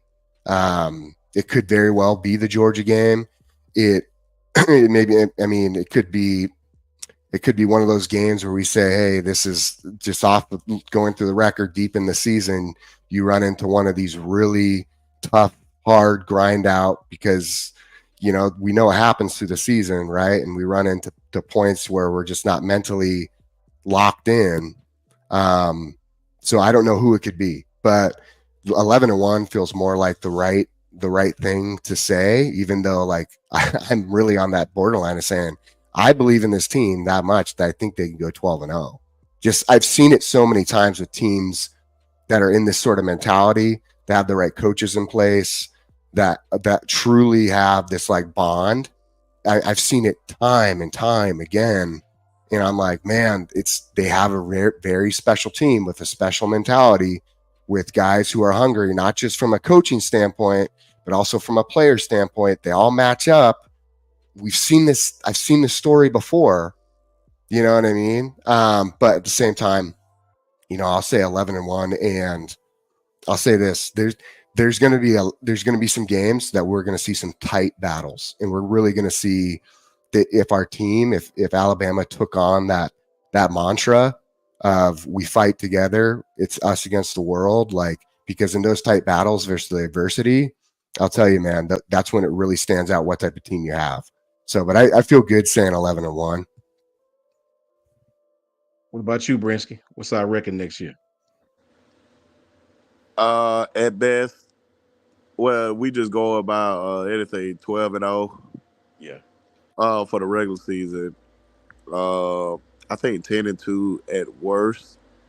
And those two losses can definitely come from Georgia and Oklahoma, Yeah. just depending on how things go during the season. But I believe, yep, like at best, 12-0 or 10-2. All right, Coach Carl. It's same for me, man. I say 12-0 the best, 10-2 the worst. And like I stated earlier, man, that second loss I can see it with Oklahoma. I really don't think it would be Oklahoma. It probably end up being a slip up game, kind of like LSU going to Baton Rouge. You know it's gonna be at night, and then LSU come in and sneak a win because there's always some tricky happens in Baton Rouge at night. Just something about playing that place at night, some of that voodoo. So it's kind of like it'd probably be Baton Rouge. I don't think we lose to Georgia, but if they do lose to Georgia, that'll be the second loss, and it won't be a bad loss because Georgia losing to Georgia was only a tune Bama up for what's coming. And I think if they lose to Georgia, they probably won't lose to nobody else because they'll be in such a bad mood that they want to kill everybody they play against. And KD will have their team way more prepared after a loss than they would after a victory over Georgia. So if they beat Georgia, they probably slip up against Tennessee because, you know, they be still riding on the high and then going to Neyland Stadium. You know, in Neyland Stadium, they're going to be at night. You come to Tuscaloosa, we play in the daytime. You go to Neyland Stadium, they play at night. And it's kind of the same thing that goes with LSU. When they come to Tuscaloosa in the daytime, you play LSU, go down to Baton Rouge at night. So I think those will be the three harder games. Georgia, Tennessee, LSU. Oklahoma going to Norman is going to be tough, but that'll be a peak of the season when everybody primed up, ready for the season to end, and then they in playoff mode. And I think they go to Oklahoma, which will be a tough game, but they'll have the business of Oklahoma. And if they're undefeated, they'll probably slip up because they'll think they'll go to Oklahoma and roll over and be prepared for Auburn. So that's why I say Oklahoma is a tricky game, but at worst, 10-2. Hey, for me, wrapping it up, if I'm going best, I'm going absolute best. 12-0. Like you guys said, that's the best case scenario. If I'm going worst, to me, the absolute worst is 9-3. That's the absolute worst, right? Because we could lose to Oklahoma on the road, man. They got a receiving core that's going to be one of the best we face. They got an offensive coach that's going to put that thing in the air. It's going to be on the road. That might be one of the most hostile crowds we see outside of LSU and Tennessee. That's a very losable game, right? They're gonna be hyped to play Alabama, and it's Oklahoma. It ain't, this is not a pushover team. We escaped Texas on the road a few years ago. LSU, I'd rather see us lose to LSU than lose to Tennessee. That's just me. I'm not gonna count the Tennessee game out of sheer biasness. The hell with Tennessee. Smack their lips off all the way to the Everglades. I can't stand Tennessee. We lose to Tennessee, I'm gonna walk to Knoxville. Trust me. I'm gonna hitchhike to Knoxville. I don't like Tennessee. I ain't making no qualms about them damn hills and bushes every damn where. And that goofy ass song, Rocky Top of Rocks, Rocky Top of Rocks. Can't stand it. Can't stand it. The colors suck, and that's not an orange. It's not orange, by the way. That's throw up, fluorescent, whatever. The thing you crack and it glow in the dark, orange, whatever the hell that little thing is with the glow in you crack and the glow in the dark. No, I can't. We ain't losing to Tennessee. No. I got physically sick. We lost to Tennessee. I'm not that fan. I played this game, coached this game. I'm not that fan to overdo it. But when we lose to Tennessee, look, man, I be wanting to head to the Decatur Bridge and holler Geronimo. You understand what I'm saying? You feel me? It's one of them days, bro. You don't understand. I don't like Tennessee. I don't like them. They deserve to have their lips smacked off all the way to the Everglades in Florida. I can't stand them. So I ain't counting that game. So I think we're going to go 10-2. I think the Georgia game is going to be tough for us at home because of our young secondary. I really do. I think we're going to win that game, but that's a very losable game to me. I don't think LSU, man, Brian Kelly's a good coach. Maybe we're not going to lose to LSU and Oklahoma. We may in our first year drop 10-2 is what I think we're going to go, and we'll still make the playoffs at 10-2. But we're not going to lose to that damn school with the dog as their mascot, Smokey. Smack your lips off. No, See, I feel about them Bayou Putty Cat like you feel about Tennessee. Oh, let me ask this question before we get out of here. Because Piano Man just put me on it. Piano Man, Dwight. Facts, Dwight. That sweater vest. Facts, Dwight. Janet, I gotta ask y'all, Moon Rocker. Everybody, I've asked this question before, but I want to update the question. It can't be 2. Here's the rule before we get out of here. It can't be 2 games. It's got to be 1. Only 1. Put it in the chat. I'm gonna start with Jake. You know mine. Yeah, we know yours. God said, Bama fans, I'm gonna let y'all go 12 and I'm gonna let y'all go 11-1 regular season and win the national championship. Mm-hmm. Who is that one game that you absolutely, possibly, irreconcilably cannot be? We cannot lose to that team. I don't give a damn we lose to LSU. Give a damn we lose to Auburn. We cannot lose to Tennessee for me. Who is it for you, Jake? God, you know, and it don't have to be on the schedule because I know you West Coast. Yeah, no, I got you. So here's the thing with me is I look at it from like the standpoint of how it affects recruiting, how it affects like the future, where we grab players from. It's so difficult, especially recently, because I'm seeing some of the different trends that are going on between Georgia's recruiting and LSU's recruiting. Just because Brian Kelly paid for a massive upgrade with a defensive staff. It's so hard right now because I'm sitting there going, which one of these teams can I not lose to? And I'll say this is I do think when it comes down to it is the team, it has to be Georgia for me. And the reason is I wanted to get yours, Jake. Yours. It has to be Georgia because I just look at it from, even though it's a respectable loss, because it's Georgia, right? In a weird way, you can say, if we lose to Georgia, like I can almost sit there and be like, I respect it because Georgia's a good team. I have respect for Georgia. I have respect for what they've done. Kirby Smart put in his time in Alabama. There's like this connection, weird connection there. I'd really dislike Brian Kelly, like as a coach. I've never liked Brian Kelly. I just do not like his style. So it's hard for me to say, man, I don't want to lose to Georgia. But then I look at the recruiting aspect of things, and I think in the long run, you win a national championship and you don't lose to Georgia, you're going to own the recruiting field, right? You'll own it. Even if you were to lose to LSU. So who would your loss be to? It would be to Georgia, Jake? No, my one loss. Yeah, who would it be? Who would it not necessarily who would it be to, but you just don't want it to be Georgia, right? Just don't want to be Georgia. Okay. The one loss I would want, though, the only team that I see this season that I would be okay losing to this year and giving them that respect would be Oklahoma. And it's just because we haven't seen them in so long. We're at Norman, and that's that game. I'll tell you this: if you lose early in the year, yeah, you can take the momentum for the year, but now we're in a playoff system. And so I would rather have that loss towards middle to end, because then that momentum of feeling that loss allows you to carry that into the playoffs, because now you're like super pissed off, right? Because you're now going to have to, everyone's like back on cue. They're back on point. They're going, oh my God, I can't believe that just happened. So if I take the loss, give it to me towards the middle to end of the season, I'll be honest with you, if that's going to be my 11-1, I want it to be Oklahoma. So give Oklahoma the credit for playing a great game defensively and allow us that chance to take momentum into the playoffs, because now we're pissed.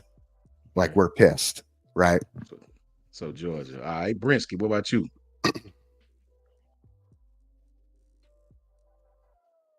Brinsky, you there? You live in there, Brinsky? I don't know. Maybe he fell asleep. He might be on the phone. Maybe. I come back to him. You already know mine is LSU. LSU. So LSU. let me get into this before you get out of here, LSU. Coach Carl. So my brother Moon Rocker and Piano Man, and you right, Piano Man, you right, Moon Rocker. Mhm. It just make you don't ever want to lose freaking Auburn. But for me, it's just so different with Auburn. Even when they win, they don't damn win. It's They like a don't little win. gnat. Yeah, it's just Auburn like a is little gnat in damn. your ears. Yeah. It's just you know what I Auburn mean? just like a fly, man. You know, when Yeah, you just leave it's school like out, they just irritating as hell. But yeah, man. LSU It's like fans are horrible people. I mean, yes, they're when just they horrible win, it's damn like people. yeah, yeah, Mhm. okay. Tennessee, bro. No, it's And a bad night, bro. you go to It's a Mhm. bad night. LSU and you beat LSU, somebody in our fan base gonna get shot or stabbed down there in Baton Rouge. Oh man, I've They been to just Baton that Rouge. type of Facts. people. They Yes, I horrible almost got people. yeah. I I've mean, been to Baton I Rouge. can't Look, stand Moon LSU. Rocker, Piano Man. When we lose to Tennessee, bro, we go back to being young. You know how we in the club on that vodka, walk around the club like this, looking for something. But you know how when you're young, we in the Somebody club, will- we full of that cheap skull, aristocrat, pop off, $5 vodka, waiting, fist balled up, walk around the club. Yeah, Better dude. not step on my damn shit, gonna fire on you if you do. That's how I feel, bro. I'll Mhm. be physically sick when we lose. Lisa said Auburn, and it's sort of Auburn to me in a way, but that damn Tennessee, bro, when they win, they just man, I can't even explain it, bro. When they win, it's like the sun just don't come up or something. Man, I don't like Tennessee, bro. I'm sorry. I apologize to y'all. Brittany, you And know you how it is. and you ever been inside the stadium in Tuscaloosa when the LSU and Alabama play? In Tuscaloosa. Nah, I went to No. Baton Rouge when they played. Man, I never the 8 or 9 thousand fans they have in that damn stadium, those songs be the way louder than the 90,000 Alabama fans. yeah. I talked Like about that too. I talked about our Fukin, stadium too. We got to get few back. Yeah. man, they are loud and obnoxious, and they be drunk, Mhm. Oh Facts, yeah. The white. and they Facts. willing to fight. Like they be so loud and obnoxious, they ready to Yeah. fight you in the stadium. That's why I can't stand them. Mhm. Yeah. They That, be in that your Tennessee. home stadium, ready to whoop you at. Man, Yes. if we lose to Yeah. LSU, that year with Joe Burrow came down there and put up all them down yards and us in Tuscaloosa, Yeah. leaving out that stadium, I was sick on the stomach. Yeah. Sick. Yeah. And I had to LSU. drive 2 hours to the house. Man, I was sick on the damn stomach. LSU different now. You go down there, it's different. If you come with some Bama gear on, you might have to knuckle up when the game You're over if gonna they lose. you're Oh gonna man. they don't Yeah. kill Alabama fans down there in Baton Rouge. Yeah, it's crazy. They different. Well, so you know what it says to me is you know why I don't want to lose like LSU's the other team. It's more so ego. I just don't want to lose to Brian Kelly, right? Like I look at him, I'm like, dude, I don't want to lose to you, right? But at the same time, for me, more so that's why I'm with George's. I'm like, man, this from a standard standpoint, from like a powerful opponent, that's the team that says I still have, you know, if we lose there, it's like going, man, they can still claim this power aspect from a recruiting battle.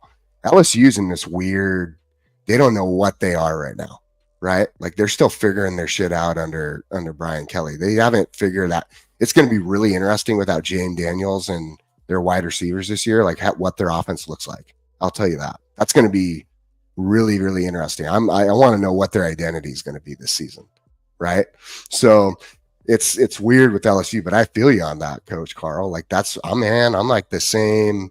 That's why it was so hard when I'm going back and forth. Part of me is just like, man, I want to, punch LSU a good one, but at the same time, I'm like, wait a minute though, who's the true who actually, from a playoff standpoint, from a mental standpoint, from a recruiting standpoint, who really is that team that if you're talking from a recruiting standpoint, we never gonna stop Georgia, Long Curve Smart, from getting recruits.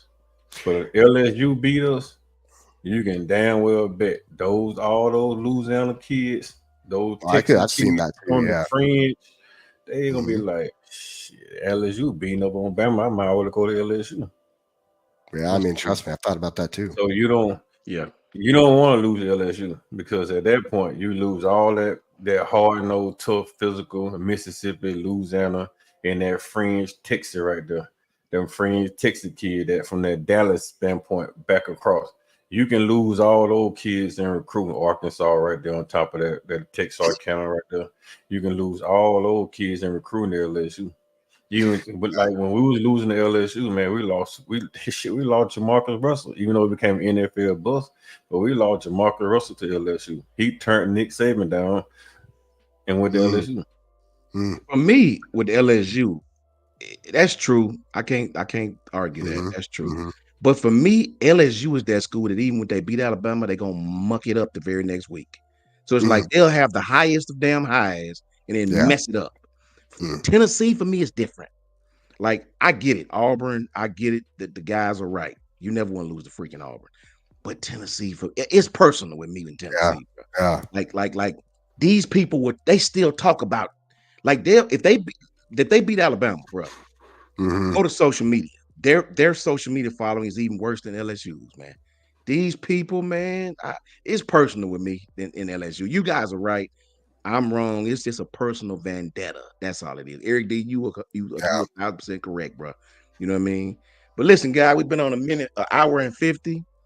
I appreciate you guys tapping in, man. We had a really, really good time tonight, man. Shout out to Brinsky. Shout out to Coach Carr. Shout out to my brother, Coach Jay Muir.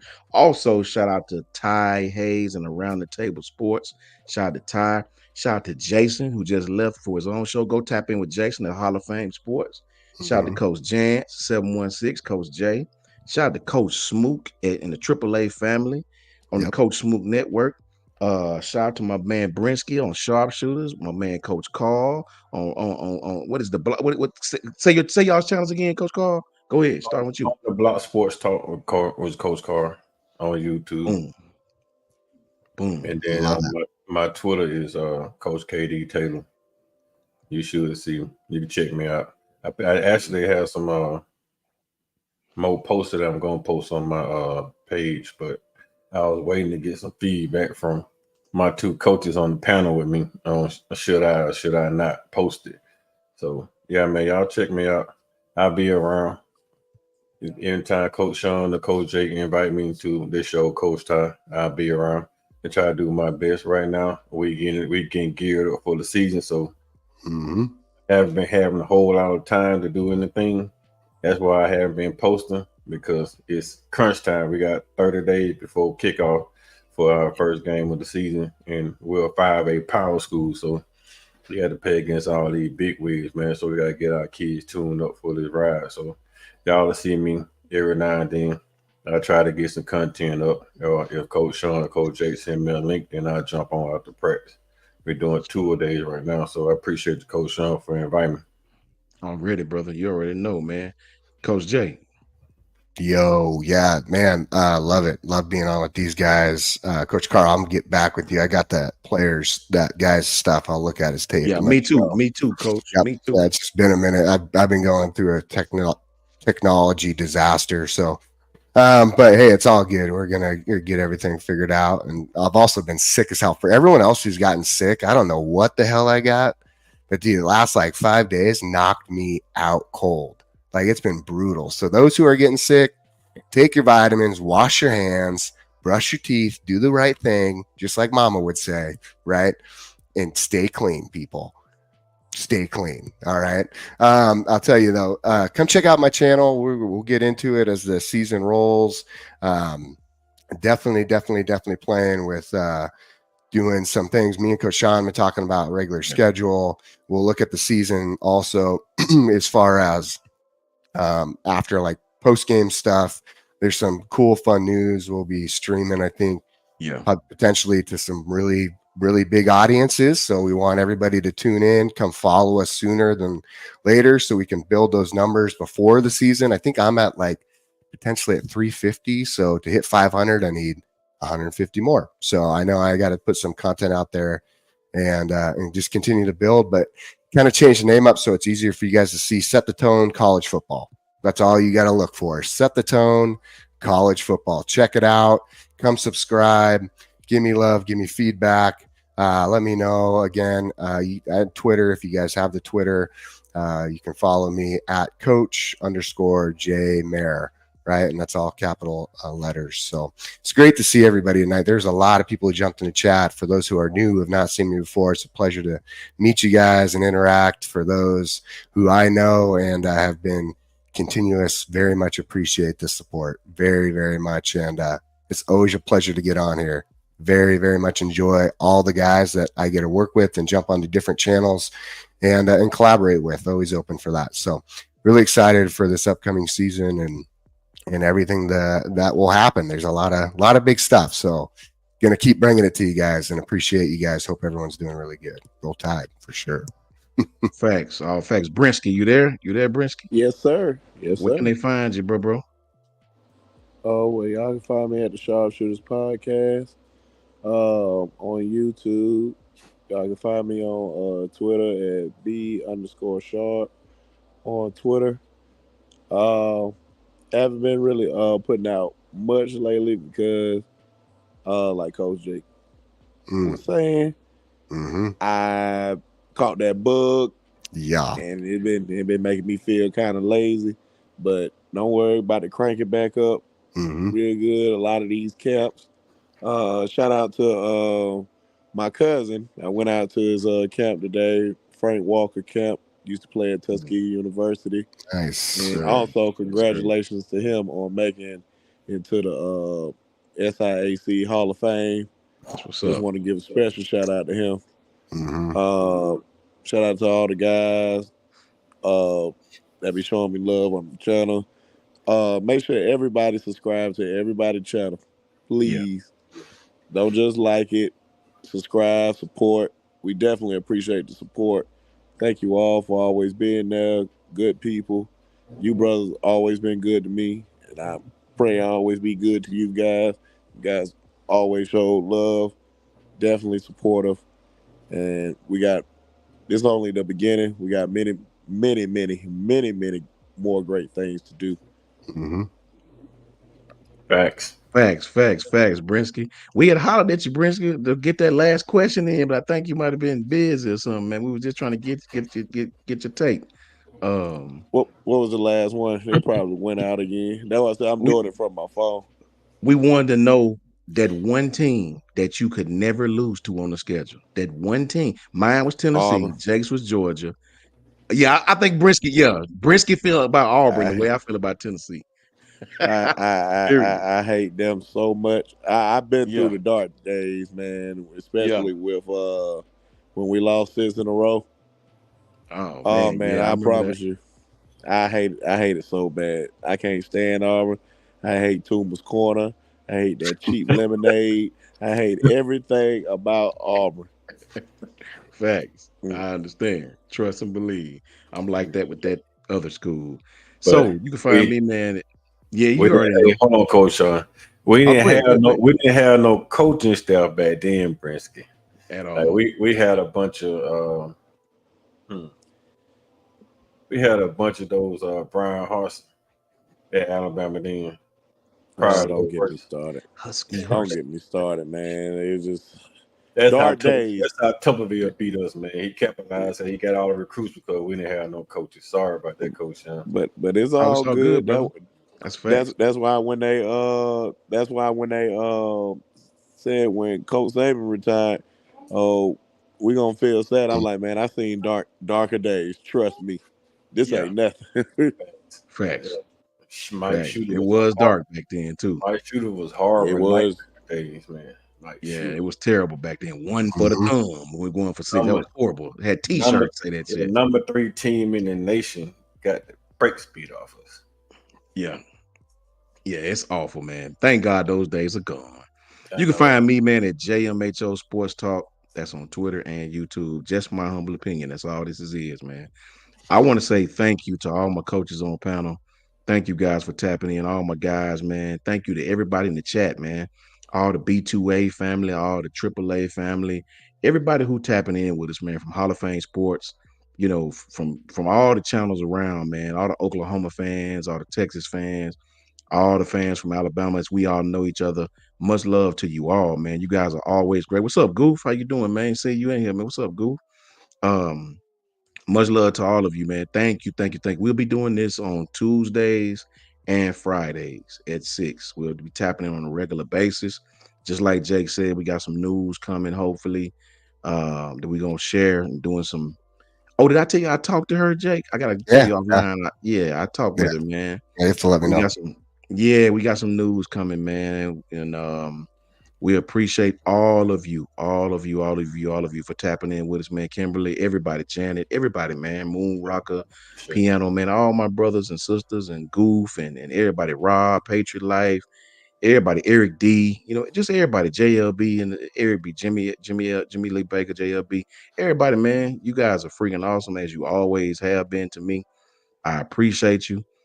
Tap in with us every Tuesday and Friday if you get a chance, man. 6 o'clock. I try to go early so we won't interfere with nobody else's show because I still go watch everybody else's show. I watch Jance, I watch Smook, I watch Jason, I watch everybody. I watch Jay Muir, I watch Carl, I watch Brinsky, I watch everybody. So I try to go early. I won't interfere with nobody else's show. Shout out to Nicole. Good to see you, Nicole Covington. Bama Fan 95. What's up, man? Good to see you, bro. Good to see you, man. Man, I will, brother. Be blessed. Everybody out there, be blessed, man, and have a great night. And roll tide to you all. Tap back in with us on Friday if you get a chance, and we'll be here. Always remember, no matter what, how bad it hurt, how bad it feel good. The truth is always in the details, man, and that's the truth of it all, right? Introducing our friend, the spinning wheel of doom. Roll tide to you all. God bless y'all. To all a good night.